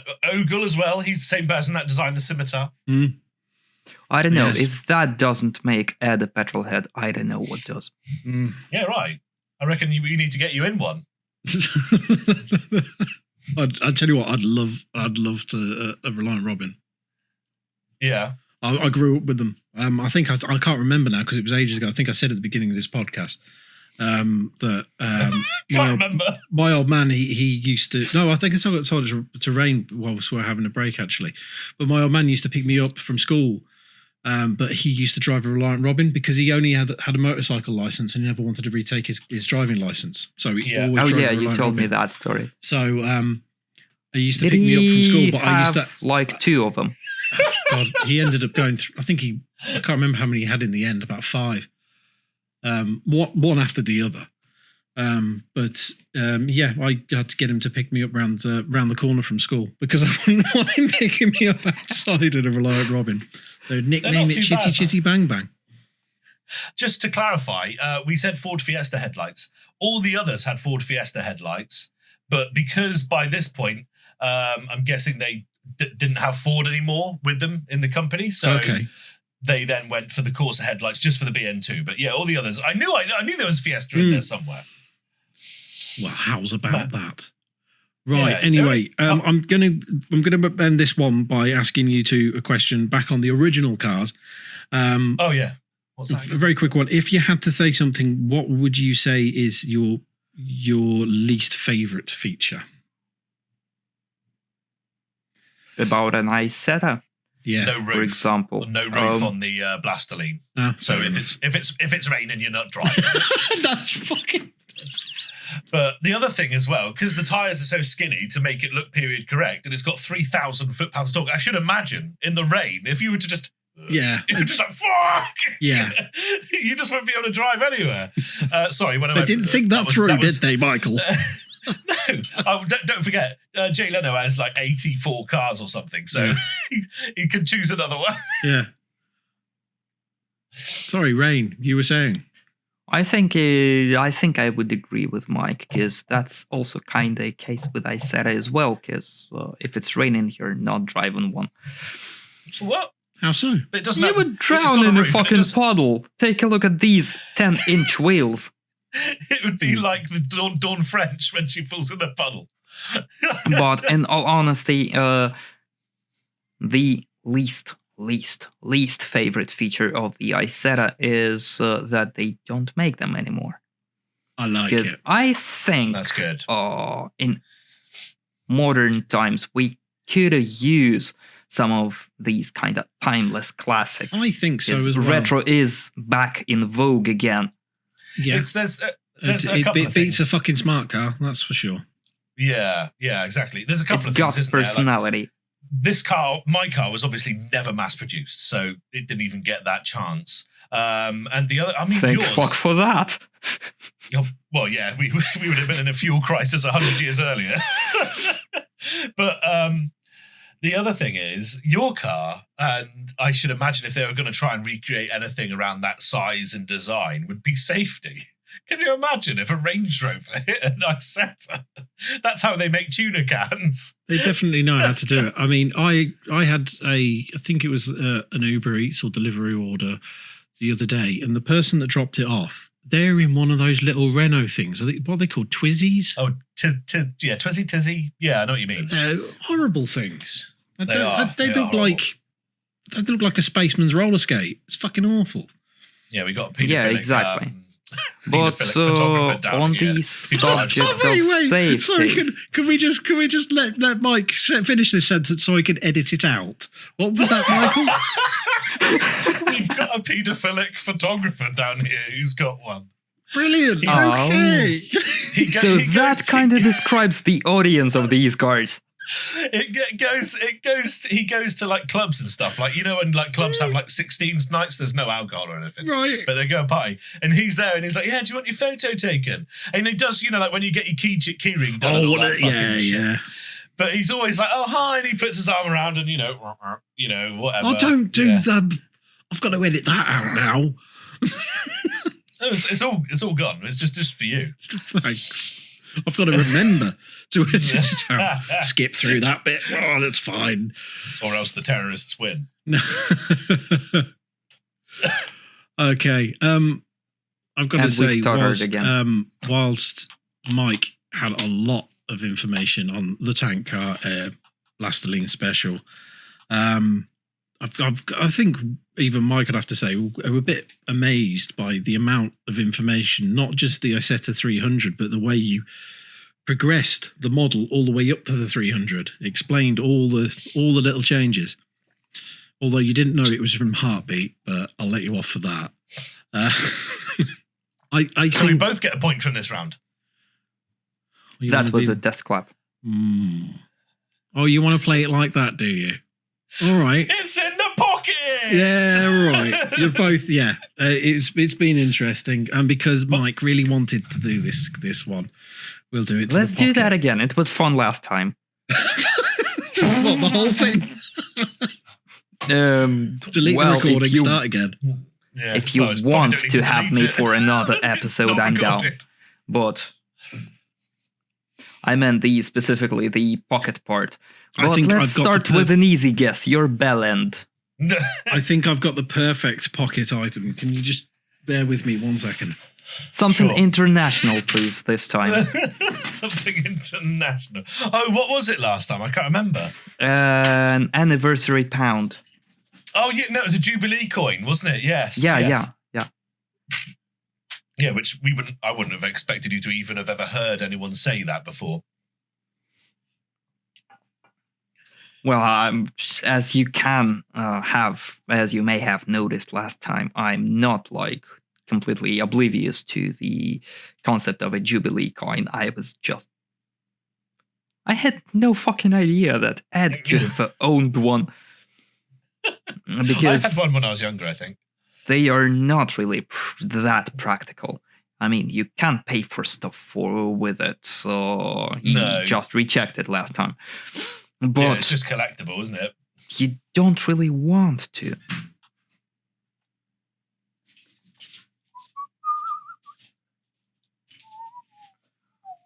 Judging by the clanking sound, Hi. it could have been the chain Ed is holding his 55-inch double dildo on. And that's what he managed to magically stuff in his pocket. Okay.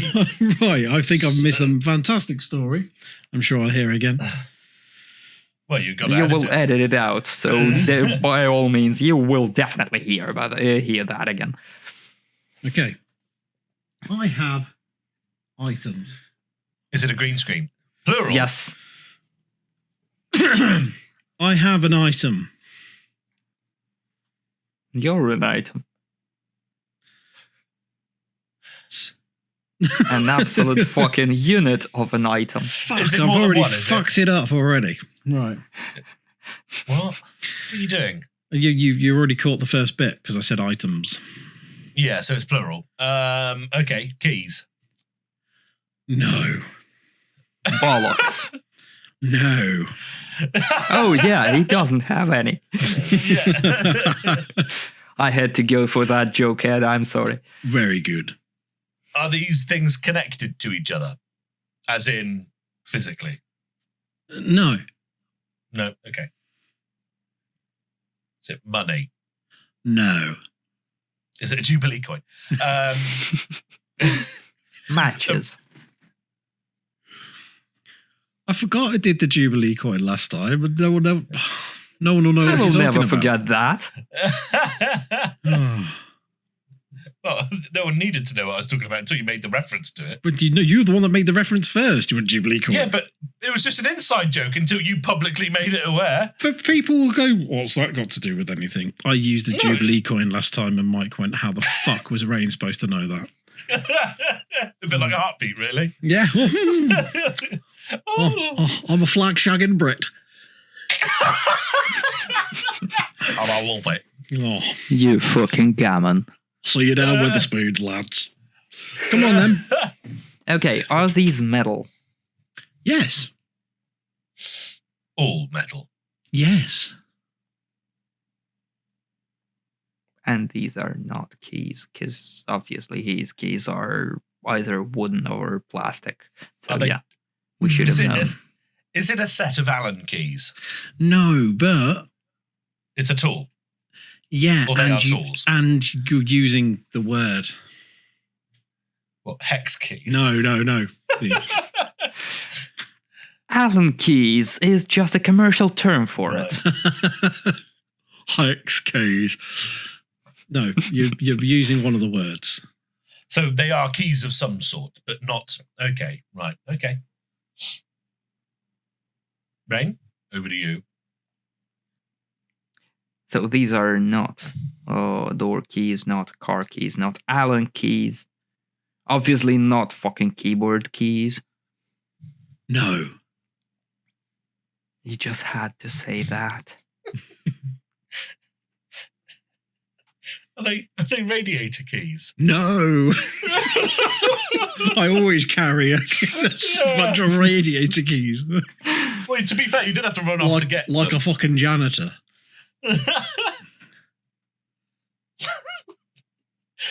Are they tools? They could be classed as tools, yes. Oh, come on. When you bought them, were they tools? Did it say tool on the packet? Did they come in the same packet? Yes. They did, so they are a set. Yes. Either are they meant to unfasten something? Yes. Are these Kensington keys? No, not Kensington. That was a fucking good guess.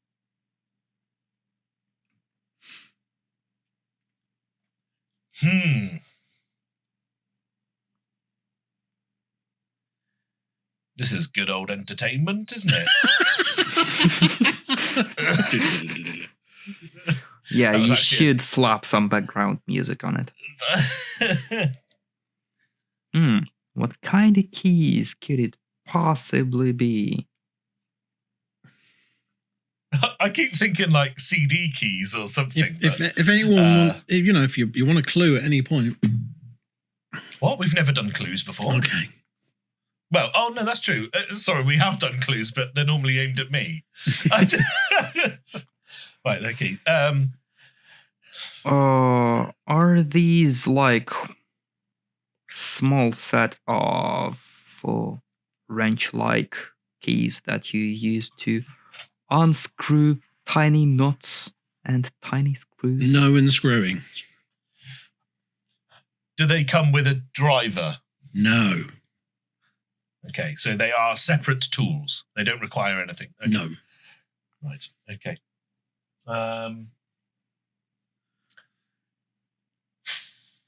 I mean, some of the tools that are metal and meant to unfasten something are good old hairpins, but I've already done time for that. Are they? Do Reinesis or I have any of these? Do we have some? I can imagine that you have, or you at least have had at some point. Okay. Are they disposable? Nah, not really disposable, no. But they're normally people might only use once. Right. Are they like car like stereo removal tools? Yes. Really? Yeah. Oh. From the C-Max? No, these are for the Vauxhall. Really? Yeah, that's the size of the fucking stereo. You push them in, out it Why pops. do you? I've never bought a car that came with them. Why do you always get them? No, I got them because Oh, you bought them? no, because the guy had an aftermarket stereo in. Yeah. I put this one back in, and the cables were all fucked at the back. So I put it in, and it was like wasn't all the way in. It wasn't flush. It Right. still worked, but it fucked me off that much. I went out and bought them. Right. There we go. I can't Your Yeah. stereo keys. That's a good item. Well, I haven't really used one that any. I can't remember myself using one because my cars were usually full 80s shit boxes, and my first one was a fucking Volga 2410, and it did not have a stereo as a fucking fact. What was it? A Volvo 2410? Volga 2410 or A Volga. Gaz. A Volva 20. A Volvo. Oh, that looks like a cool little car, man. Yeah, it's a fucking boat that you don't really want to own. An inline 4 that's usually turned into an inline 3 for So this- mileage. Well, your classic Soviet car. This has become quite a controversial podcast episode because Sorry. It's going to be getting on for about the 3 fucked hours up now. recording, Rain won it. Then this time round, it got to the final round, and I thought Rain did really well. And then you put it into my head that why don't you give us both a point each? Okay, so Rain still hasn't won it. Then we got to the what's in the pocket round, and that means you have actually won the fucking episode, Michael. You absolute fucking slice. I managed it perfectly. You whore. Yeah. Well, just to clarify, to you be say I fair- put it into your head that I get an extra point. You said No, I get an you put it extra in my point. head. You put it in my head. No, you said the No, heartbeat don't, point. no. Send Well, complaints to to be fair, info@retrosesh.com. Mike won the fucked up episode as well, so it was kind of only fair that it would end the second time round the same way. I think one thing Rain has learnt here is that she should never be on a podcast with us because we don't have enough hard drive space to record it. Yeah. What else is there? We don't know how to use microphones properly. And Correct. there was another issue. I can't remember what it was. I can't remember what it was, yeah, but there was another one, wasn't there? What was it?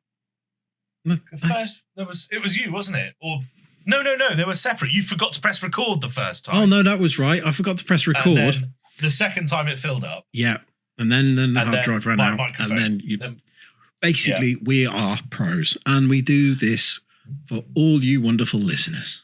Indeed. And if you are still indeed listening or watching on YouTube, thank God you are a god tier pocket knocker. Jesus Christ.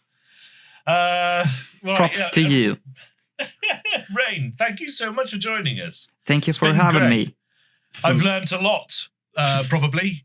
I Yeah. mean, I've forgotten most of it because it was a month ago. But I will remember those gearboxes, whatever they were called. Nope, I've forgotten already. Yeah, no chance, but it was. I really had a great time, basically, fucking celebrating car culture for just under an hour, or let's make it 4 hours. Let's Yeah, be fair. total. 4 Yeah. hours, 2 weeks, Getting a on for month, that, isn't it? something. Yeah. But no, Yeah, thank I you, mean, Rain. I managed to change my hair color naturally. Yeah. My hair Good shrunk. stuff. Um, I think Mine's grown. I've got Mine different grown. headphones. Mine grown. grown. Mind grown. Yeah, thank you, Rain. Everybody, you can find Reinesis on Twitter and on Twitch. I do. I highly recommend Twitter because I am much funnier there. You're also very informative on Twitch. True. Oh, absolutely. It was an absolute pleasure. And on OnlyFans. Oh yeah, and on OnlyFans. Actually, really. I forgot about that. Good promotion skills there. Good. Absolutely. I mean, 10 out of 10 networking and marketing. I mean, I don't know how am I not a partner yet. You're an affiliate, though.